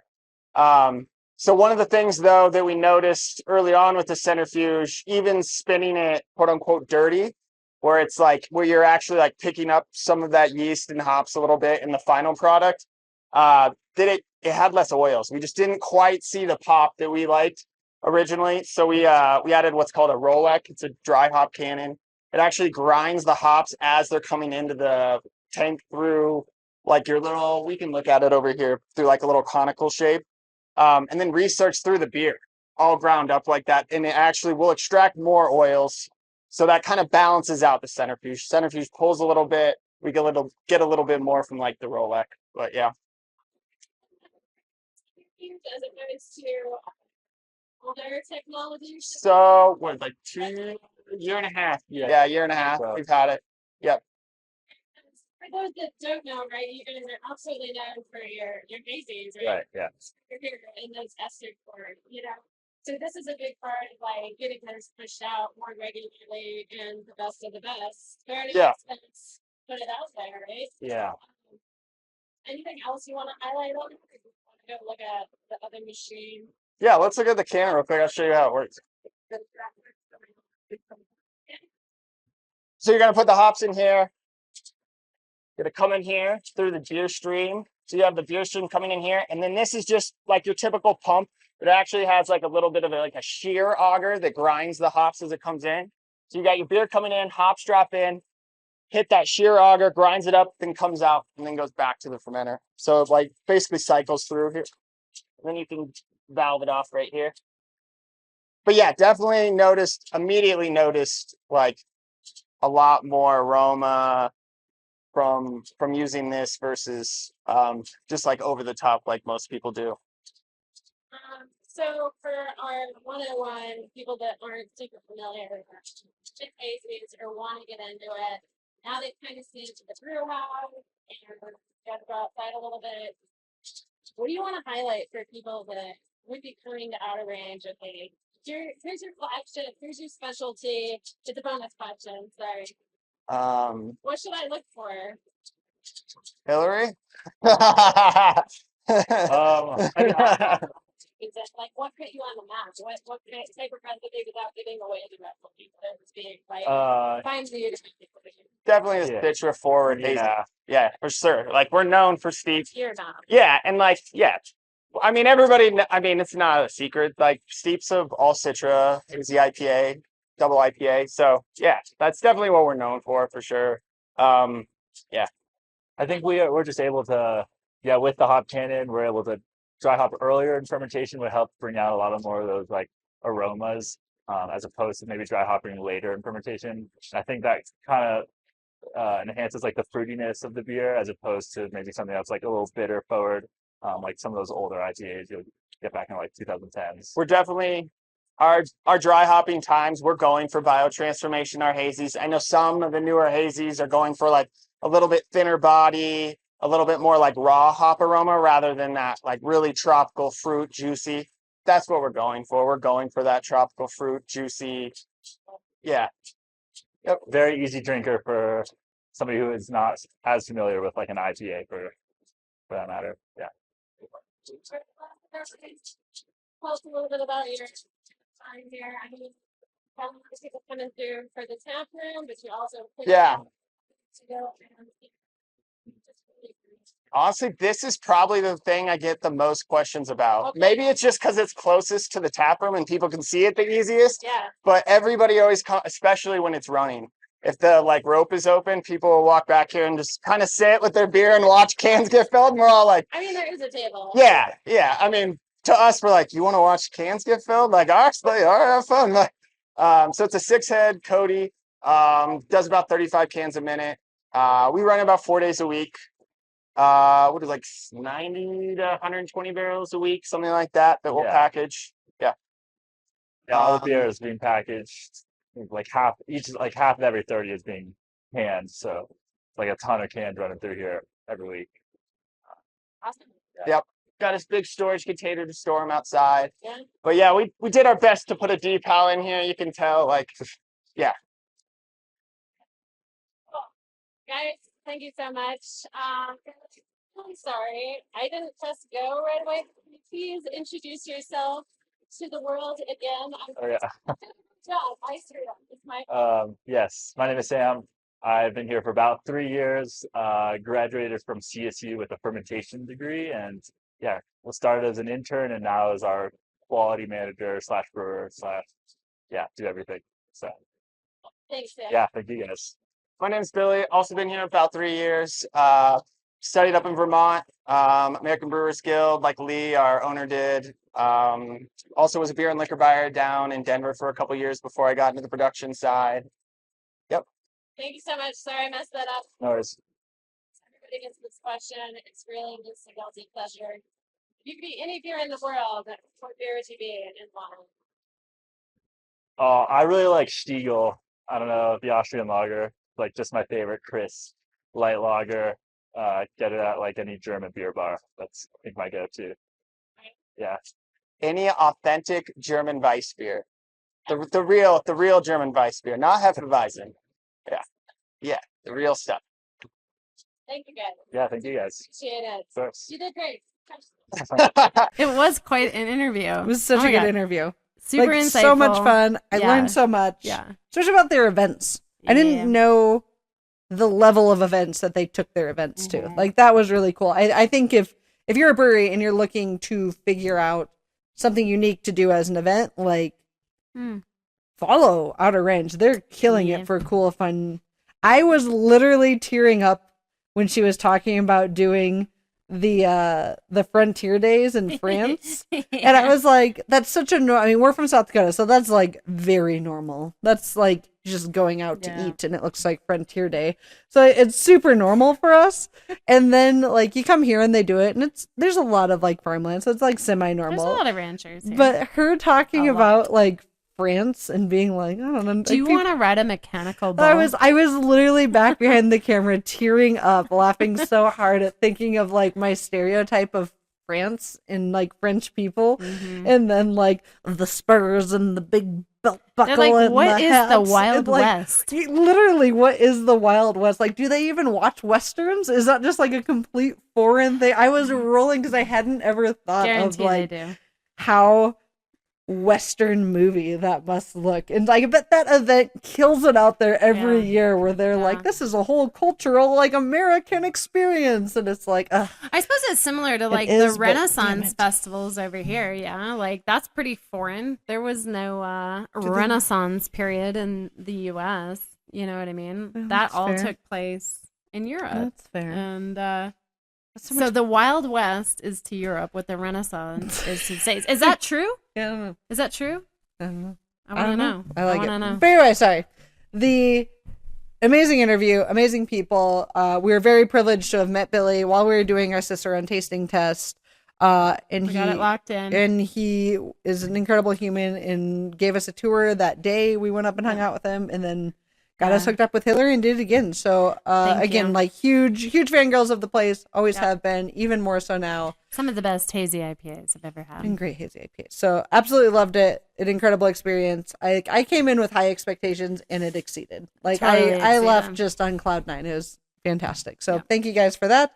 And with that, we will jump into our sips of wisdom. That's right. Sippy of the wisdom. Yeah, thank you again to the crew at Outer Range. So much fun. Oh my God. Incredible. This week on the Sips of Wisdom, have you ever wondered, always, speaking of Outer Range, how brewing beer at high altitude affects its taste? All the time I wonder everything. That's really good. That's really good. So welcome to this week's Sips of Wisdom. Chelsea here is going to take you on a fantastic voyage of how altitude impacts the taste of beer. New merch. Get ready. Check out our cool merch. I can't tell if my microphone's in the way. This is Sips of Wisdom.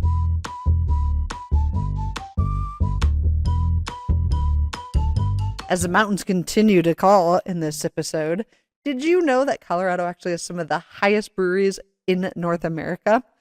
They actually, for a while, had the highest one. It's Periodic Brewing, which is at over 10,000 feet. It was in Leadville. Fortunately, they closed in 2020, so they no longer have that record. But we do have 6 other breweries over 9,500 feet. Name off a couple. It's going to be Broken Compass, South Park Brewing, 2 Mile Brewing. And then we have another 11 that are above 8,500 and another 14 over 8,000 feet, giving us a total of 31 breweries above 8,000 feet. How is brewing affected by altitude? The biggest differentiator here is going to be the fact that most boil points are at around 212 degrees, where at elevation, it's actually closer to 179, 180, which is going to, as you understand, easily understand here that like it's going to affect the hops and the malts and like how everything's getting extracted because it's actually not at as hot of a point. Water quality is a huge aspect of what gives beer its delightful flavor. It's actually a big reason that Colorado has a lot of breweries, is the water here is fantastic. Think of like Pilsen, right? They have amazing water there. It's soft, it's flavorful, and that's what made the beer so good there. Colorado's kind of similar. I'm not going to say it's as good, but it's up there. So good that one of the biggest breweries, you've probably heard of it, Coors, actually set itself up right next to a creek so it could just pull from the water stream, giving it the mountain water that it's been claiming for all these years. Now, they have a big aquifer underneath the brewery at this point, It's mainly getting filled with like well type water, which like is not necessarily not mountain water, but it's going to be a little bit different. Not the same spring water that you see and that you think of. And so they don't do it anymore. It's more of well water. Good well water, but still well water. Continuing with Coors facts, those beautiful copper kettles that they were kind of well known for, and one of the biggest features on their tour, aren't made of copper anymore.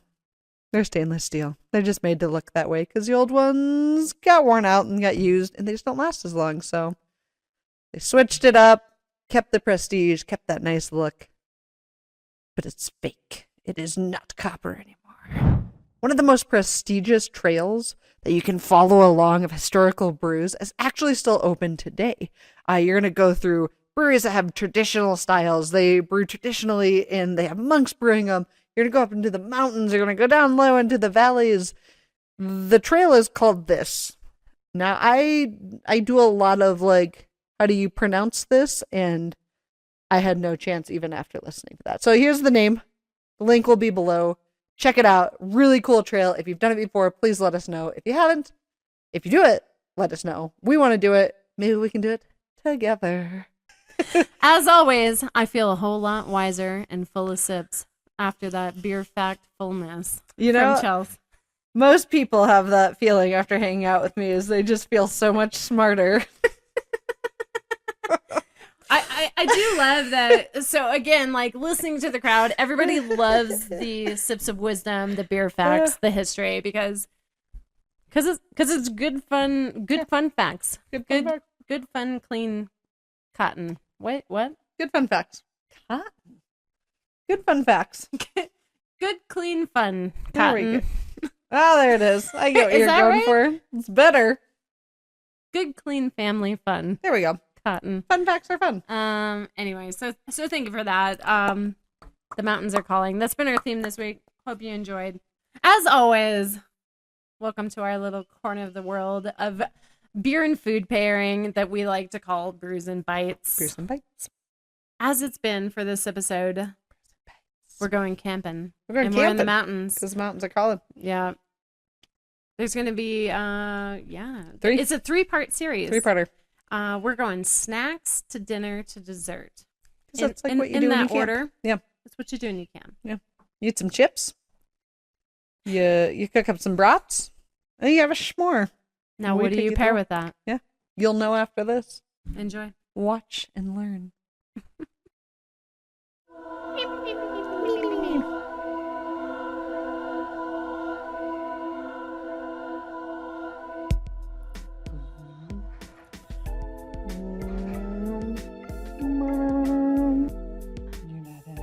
go.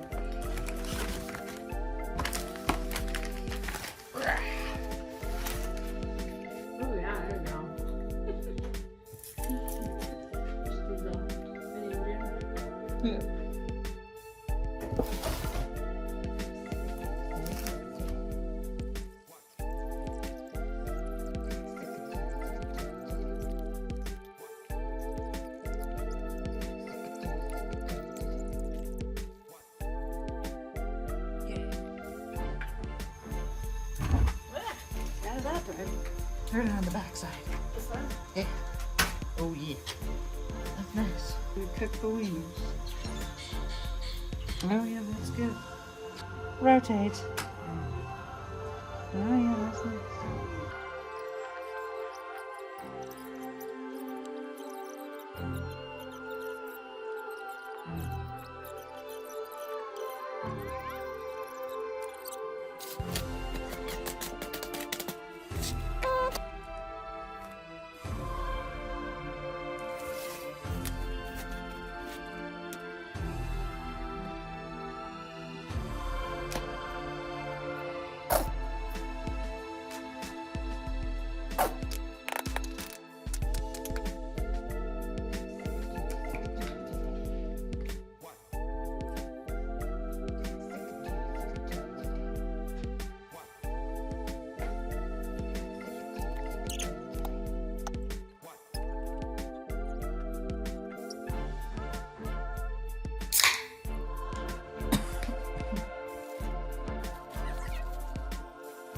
We did it. We did it.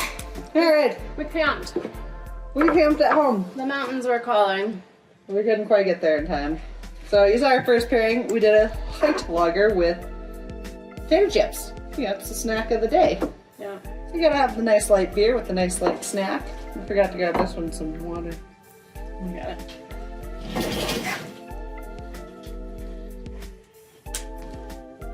We're getting a second opinion on our food pairing.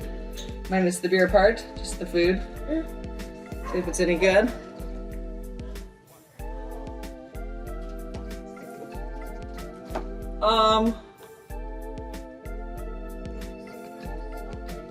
I was like, isn't it on the end table thing?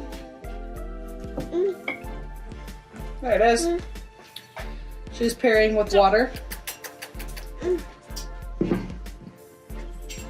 Everything pairs with water. Everything pairs with water. Yum. Yeah, so I would give the light lager and potato chips an easy high five. That was.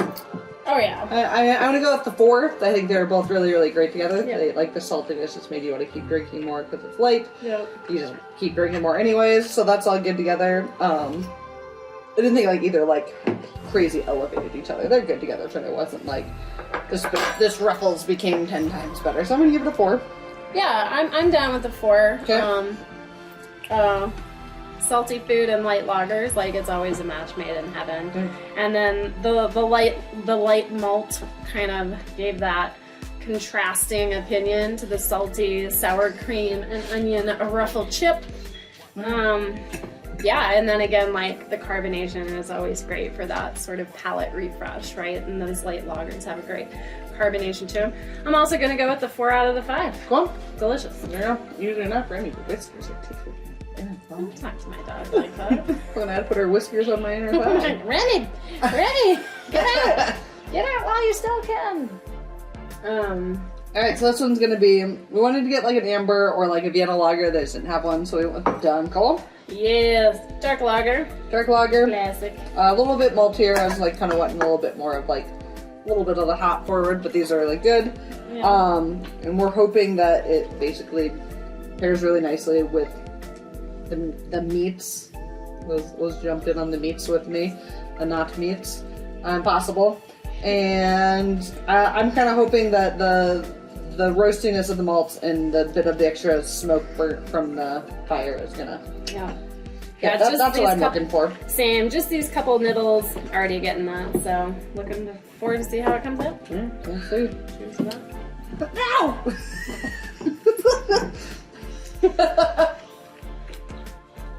Potatoes great.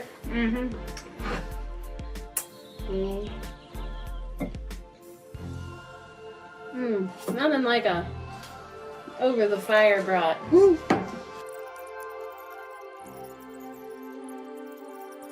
Party, it's comfort food, right? It's great for a fireside chat. Yeah, like I like you brought up the throwing it on the tin foil and I love a easy. hobo. Hobo meal. Is it PC to say hobo anymore? I don't know. Oh, the veggies in the beer are just getting me. I actually think I like it more than the brat beer. The asparagus. Really like the carrot. It's almost like having glazed carrots.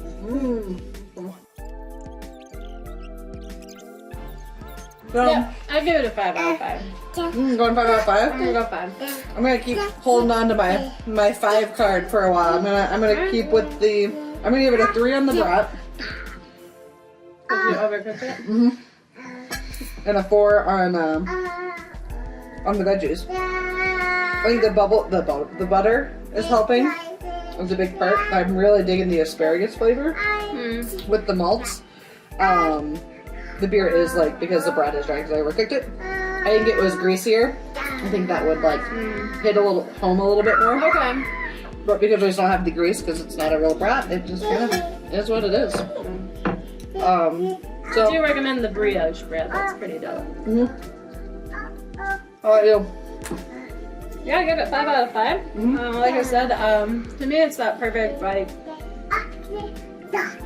Sit by the fire, comfort food, roasty, hearty, delicious. I love the meat flavor with the malty notes of the dunkel and light, right? Because it's dark lager, so it helps refresh the palate. It's not too overpowering. I think they complement and each other really nice, and I like the contrasting flavors of the vegetables with the onion and the garlic to the sweetness of the lager. So overall for me, 5 out of 5. Delicious. Yeah, and as far as on a recommendation, I will 100% be taking the Dunkel next time I go camping.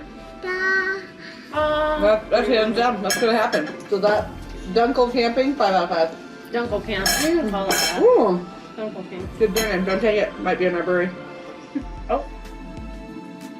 Why would you do that? Because we don't have a brewery yet. Camping classic. Marshmallows.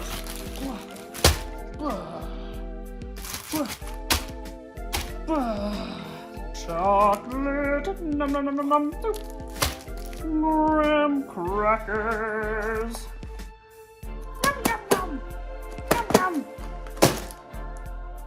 S'mores.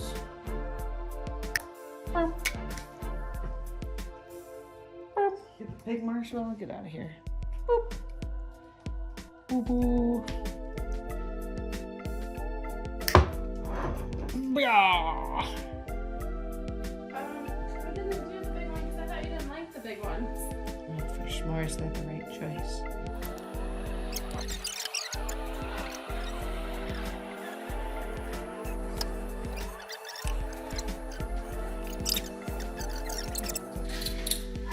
Swirly, swirly, swirly. Focus on the swirl. Ooh, marshmallow. Ooh. Alright, what are we pairing right now, Lizzie? Sorry, the Anamorpha barrel series from New Image Brewing. It's a blend of 33-month rum barrel aged series. Basically looks like motor oil. Yeah. It's gonna be delicioso. What notes are we looking for? I don't remember. Ooh, the high ABV is going to both complement and contrast the sweetness of the s'more. Complementing the richness of the overall sweet treat and contrasting because it's boozy AF. Yeah. Nothing cutting about this.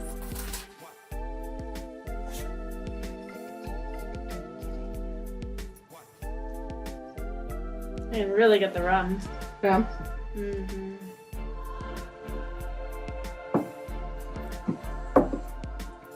Whew. Raisiny. Then the burnt of the marshmallow and the burnt of the booze is a lot of burnt flavor coming through.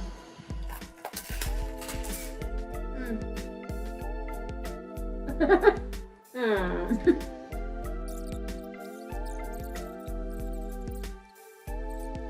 lot more chocolate. The graham cracker is nice because it kind of pulls you back a little bit. It's almost like when you put a bunch of crackers in your soup, like, and your crackers just taste like the soup that you're drinking or eating. Like, that's what this graham cracker is. It's just soaking up the booze around it, which is what it's supposed to do. Yeah, that's a lot.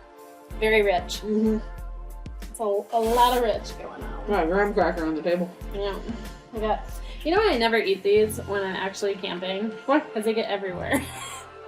That's exactly why you eat them outside. It's dark, you can't see it shit all over your face. Yeah, that's fair. You spill graham cracker over, you don't pick it up. I don't like my hands to be that dirty. Yeah, I get sticky. That part's unfortunate.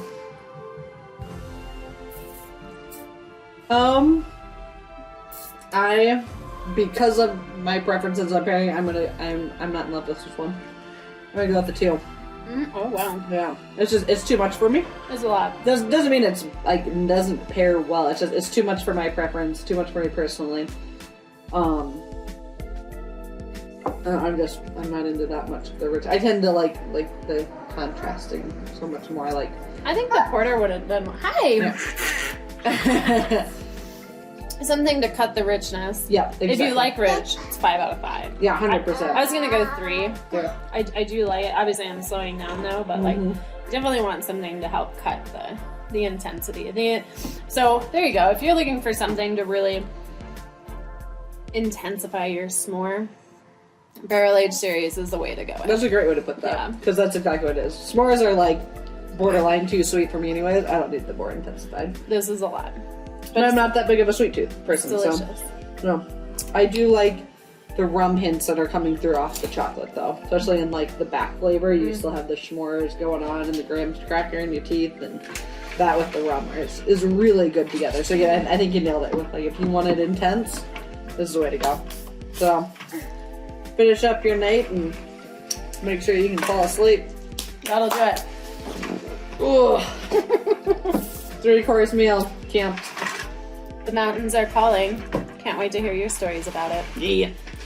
Legitimately, we put up the fire. Clearly, we weren't camping. We were just in the backyard. I think they know that. Yeah, but it 100% made me want to go camping. Just like the fire going and sitting by it, I was like, so we're going to go camping sometime soon? I was officially captured wanna at camp. clouds. Yeah. As soon as I looked it was up. the staring that you talked about earlier in this Yes. episode that we just like sat out there and stared. Yeah. Legitimately wanted to go camping. So super pumped about that. Like it fiercely made all of that coming. And now even more, I know which beers to bring to really rock those meals, man. Like, and we kind of we tend to bring like really light beers, and we have IPA drinkers that are always with us, so we do that. But like, man, I remember bringing a Vienna lager. Doppelbock would be great. I tend to side over a Vienna over a Doppel just because it's a little bit lighter. Yeah. Cannot wait. But worst case, if you end up with Prost Dunkel, like, oh no. That's not even a worst case. That's what I mean. Like, it's the best worst case. Yeah, it's a great worst case. So like, can't wait to start doing more food pairing and really elevating the camping food game.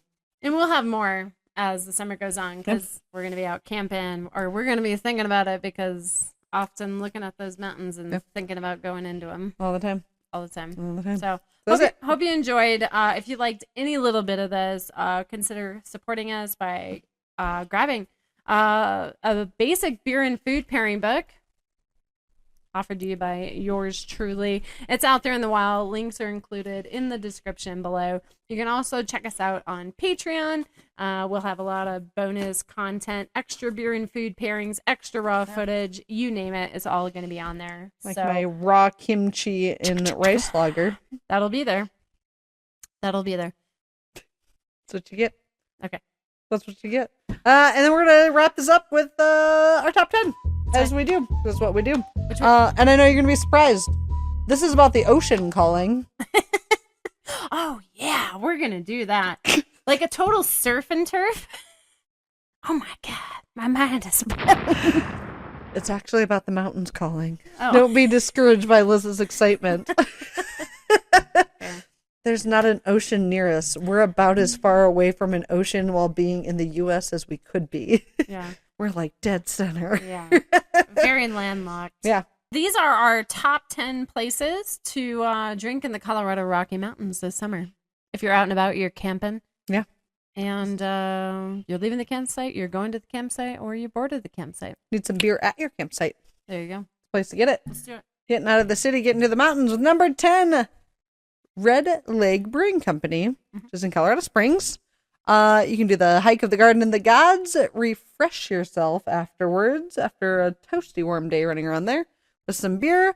It's also near Manitou Springs. So you've got a couple options of things you can do during the day and kind of cool off and refresh yourself with an afternoon delight.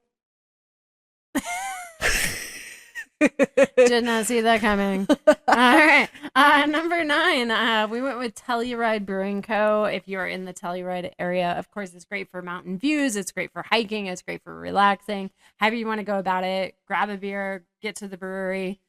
Check it out. Check it out. All right. Number 8, personal favorite of mine, Have a great story. Hopefully, you can get them on the show at some point. I'm not going to reveal the story because I think it's a story for then because I want to hear his perspective. But Broken Compass, highest elevation brewery in One of the highest in Colorado in the U.S. The whole shebang. They have 2 locations now.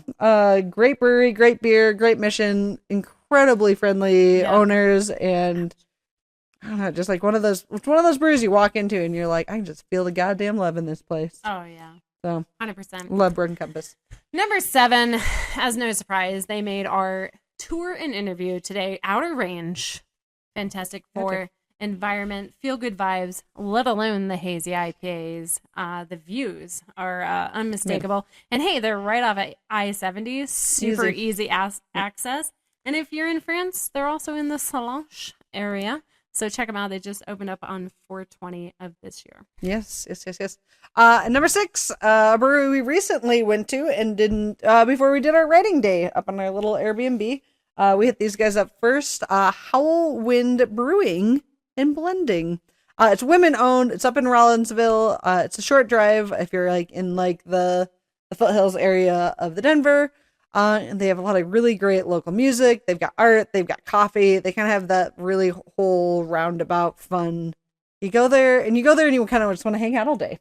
Like you want to bring your computer. You want to work. You want to get stuff done because you know you're going to start the day with your coffee, get rocking, and then beer shows up. And you probably have some music, have some artists, have some people just touring the area. It just like gives that whole vibe of you want to stay there all day. You're on the precipice of the forest. The precipice of the forest. But great brewery, really beautiful. The merch. Oh man, we almost left with every freaking shirt there. It's gorgeous. We'll be back.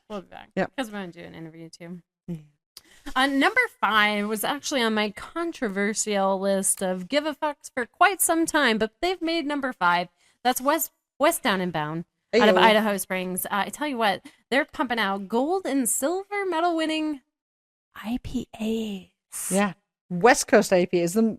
Between hazies and West Coast, the most competitive sectors of any award. I tell you what, they're killing it. And I'm sorry to say it, I've been disappointing with like their food the last few times I've went in, and it's like here's this whole beer and food pairing, and then they come out and they crush the IPA. Yep. And I think they've gotten I'm a better. hop girl through and through, and like, well, and the world says it's good. Also, Idaho Springs. Great for hiking, super access to and from the city. Yep. There's great hot springs if you're interested in that, and they're not far from Mount Evans. Yeah. Hey, you can drive up to it and say, I've been on a 14er. Yeah. I got to the top of a 14er. There you go. That's the way to put it. I drove all but 100 feet. It's fine. Yeah. Number 4, 100 feet. Personal favorite. Actually, their glassware was in our Ale Academy. Mm-hmm. Casey Brewing. They've expanded to multiple locations. One, they actually have a tap room that's open more often. For a long time, they only had one tap room, and they were only open, I think it was like once a month on a new beer release. You can go in and do a tour. You'd just be popping bottles with them. They'd be taking you through all the barrels. Yeah. It was one of our top like brewery tours we've ever done. Yep. And like on a fluke, we were up doing a trip and we're able to like hit them being open and took advantage, and it was absolutely incredible. We are both very much sour drinkers and well-fermented sours beers, and just loved it. They're by far one of the best in the state. Again, they do lots of bottle blending. They're in Glenwood Springs, and if you can hit them up, even if it's the next tap room, their second one is beautiful. It's open all the time, but if you can hit the OG, it is a really cool experience. They're right by a creek. The patio's gorgeous. They're like in a valley, and because they're in the valley, it's like when the sun is out, you're just getting pelted. But the creek cools you down. It's just gorgeous. It's a great place to go visit. So that was number 4. And number 3 is Elevation Brewing Co. in Punch Springs. I mean, you get up in there. There's views. Again, just sit in your car if you want to. You've been there. The hiking around it is absolutely marvelous. I want a golf course. Let alone, right? It's like my top golf course to hit. In Poncha? Yeah. It's like right in the valley. It goes Let's right down go. to that. I'm free next weekend. Am I? I'm free this weekend. Okay, next weekend. I'm not free next week. I can't do tomorrow. Maybe the week after. I'm not here. Maybe July. Might be here in July. Okay. Anyway, Elevation, you are a beautiful memory in my mind. They have a They have a beautiful red IPA. I think they still make it. I still have the water bottle. If you ever catch me drinking on my water bottle, that's from Elevation Brewing Co. Absolutely go see it. The views, the hiking in the area, just drive through. Absolutely beautiful. The Elevation for me, Kevin and I stop almost every time we go through the area. That entire area is one of our favorites of Colorado. So we actually hit it up a couple times a year, and we will stop by Elevation every time. Amen. So great little place. We're gonna go into number 2, which is very nice brewing in Netherlands. Honestly, I have not been to very nice. Oh, I have not been there. I'm sorry. you gotta go. I've been to the number 1. They're about on ready our to list, open but- up their second location. Yeah, we've in talked about Blackhawk. them. They're opening up their next location. Heard great things. They've won awards. It's easy drive, especially from, and we're right at the foothills. We're at really, really easy access, like straight shot up. What is it, 72 or whatever? Highway 72. Yeah, so easy to get there. And it is on my list of places to get to this summer. Yeah, because I want to go up to Ned more, and also because I really enjoy our number 1. Yeah, it takes us back into Netherlands, and we wanted to highlight them because it's super easy access, great way to get into the Rocky Mountains and enjoy some amazing craft beer right outside of the city. I know there's a lot of you flourishing and looking to escape a little bit from the city. Get yourself to number 1, Knotted Roots. Yeah. Less traffic. You don't have to deal with 70, but you still get in the mountains, and it's like golfing 9 versus a full 18. You don't The have to commit executive course. You don't have to commit the full day to it. Yeah. You can get up to Ned and back in a half day. That's right.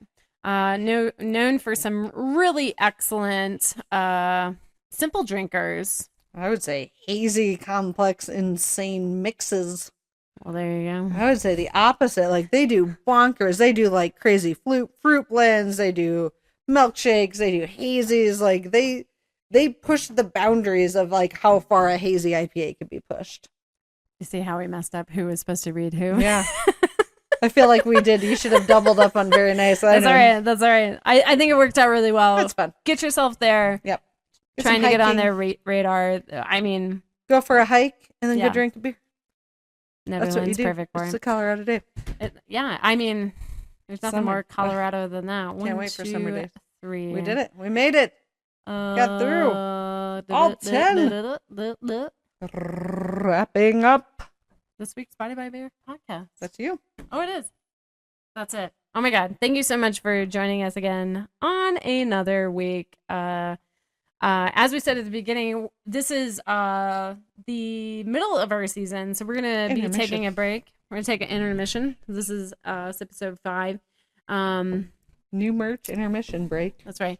But we're excited to highlight the mountains before summer really comes in as we take a little bit of time to, tend to family and friends and do all that life stuff. Honestly, also do a little bit of research and go beyond what we've already done here. Yeah. We're so incredibly grateful to our following and for those of you that are supporting us, and we hope you keep coming back. And if you have something you want to hear, we're going to be putting out some polls to specific questions that you might want to see. Cool. But other than that, put it in the comments. Like the people that claim the poll and then they flop over to the other thing. Have you seen that competition? Say more. I mean, that pretty well summarizes it up. They climb the pole, it tips over the water, and they land on the sand on the other side. And what is their goal? To not fall in the water and land on the sand on the other side. What's on the sand on the other side? Is there like a cookie or? Well, it's like any track and field event, What's the track? Like pole jumping? but cooler. Oh, Yeah, pole vaulting. but better. Okay. But Next over time, a body of water. maybe we'll have some competitions in store for you. Like, who's the better at peppering for volleyball? Who's the better at pouring a beer? It's always going to be me. So anyway, thank you for joining us this week. If you've enjoyed any part of our adventures, please feel free to hit the subscribe button, like, follow, do all the things. You'll see us more often. You'll see our shorts. We're really trying to prioritize shorts and get more out to you. And it's just as fun, kind of being fun and silly and goofy. We did start a Patreon. We would love the support on there. This is not a cheap or untime consuming business model to endeavor, and your support would mean the world to us. And it just helps us be able to keep doing this and doing what we love, which is talking to you all about beer and being silly. Having a good time. Having a good time drinking beer in the middle of the day on a Friday. So yeah, also feel free to hit us up, tag us in any challenges you see. We can chug some beer. We're gonna have a good time, or even not beer challenges. Tag us. We're in for it. Let's go. Ooh, Oh ooh, yeah. volleyball challenges. We're up for it all. One but- push-up. I would say see you next week, but we will not. We will see you the week after because we're taking a break, intermission. Thank you all very much, and we will see you soon. Au revoir. Bye.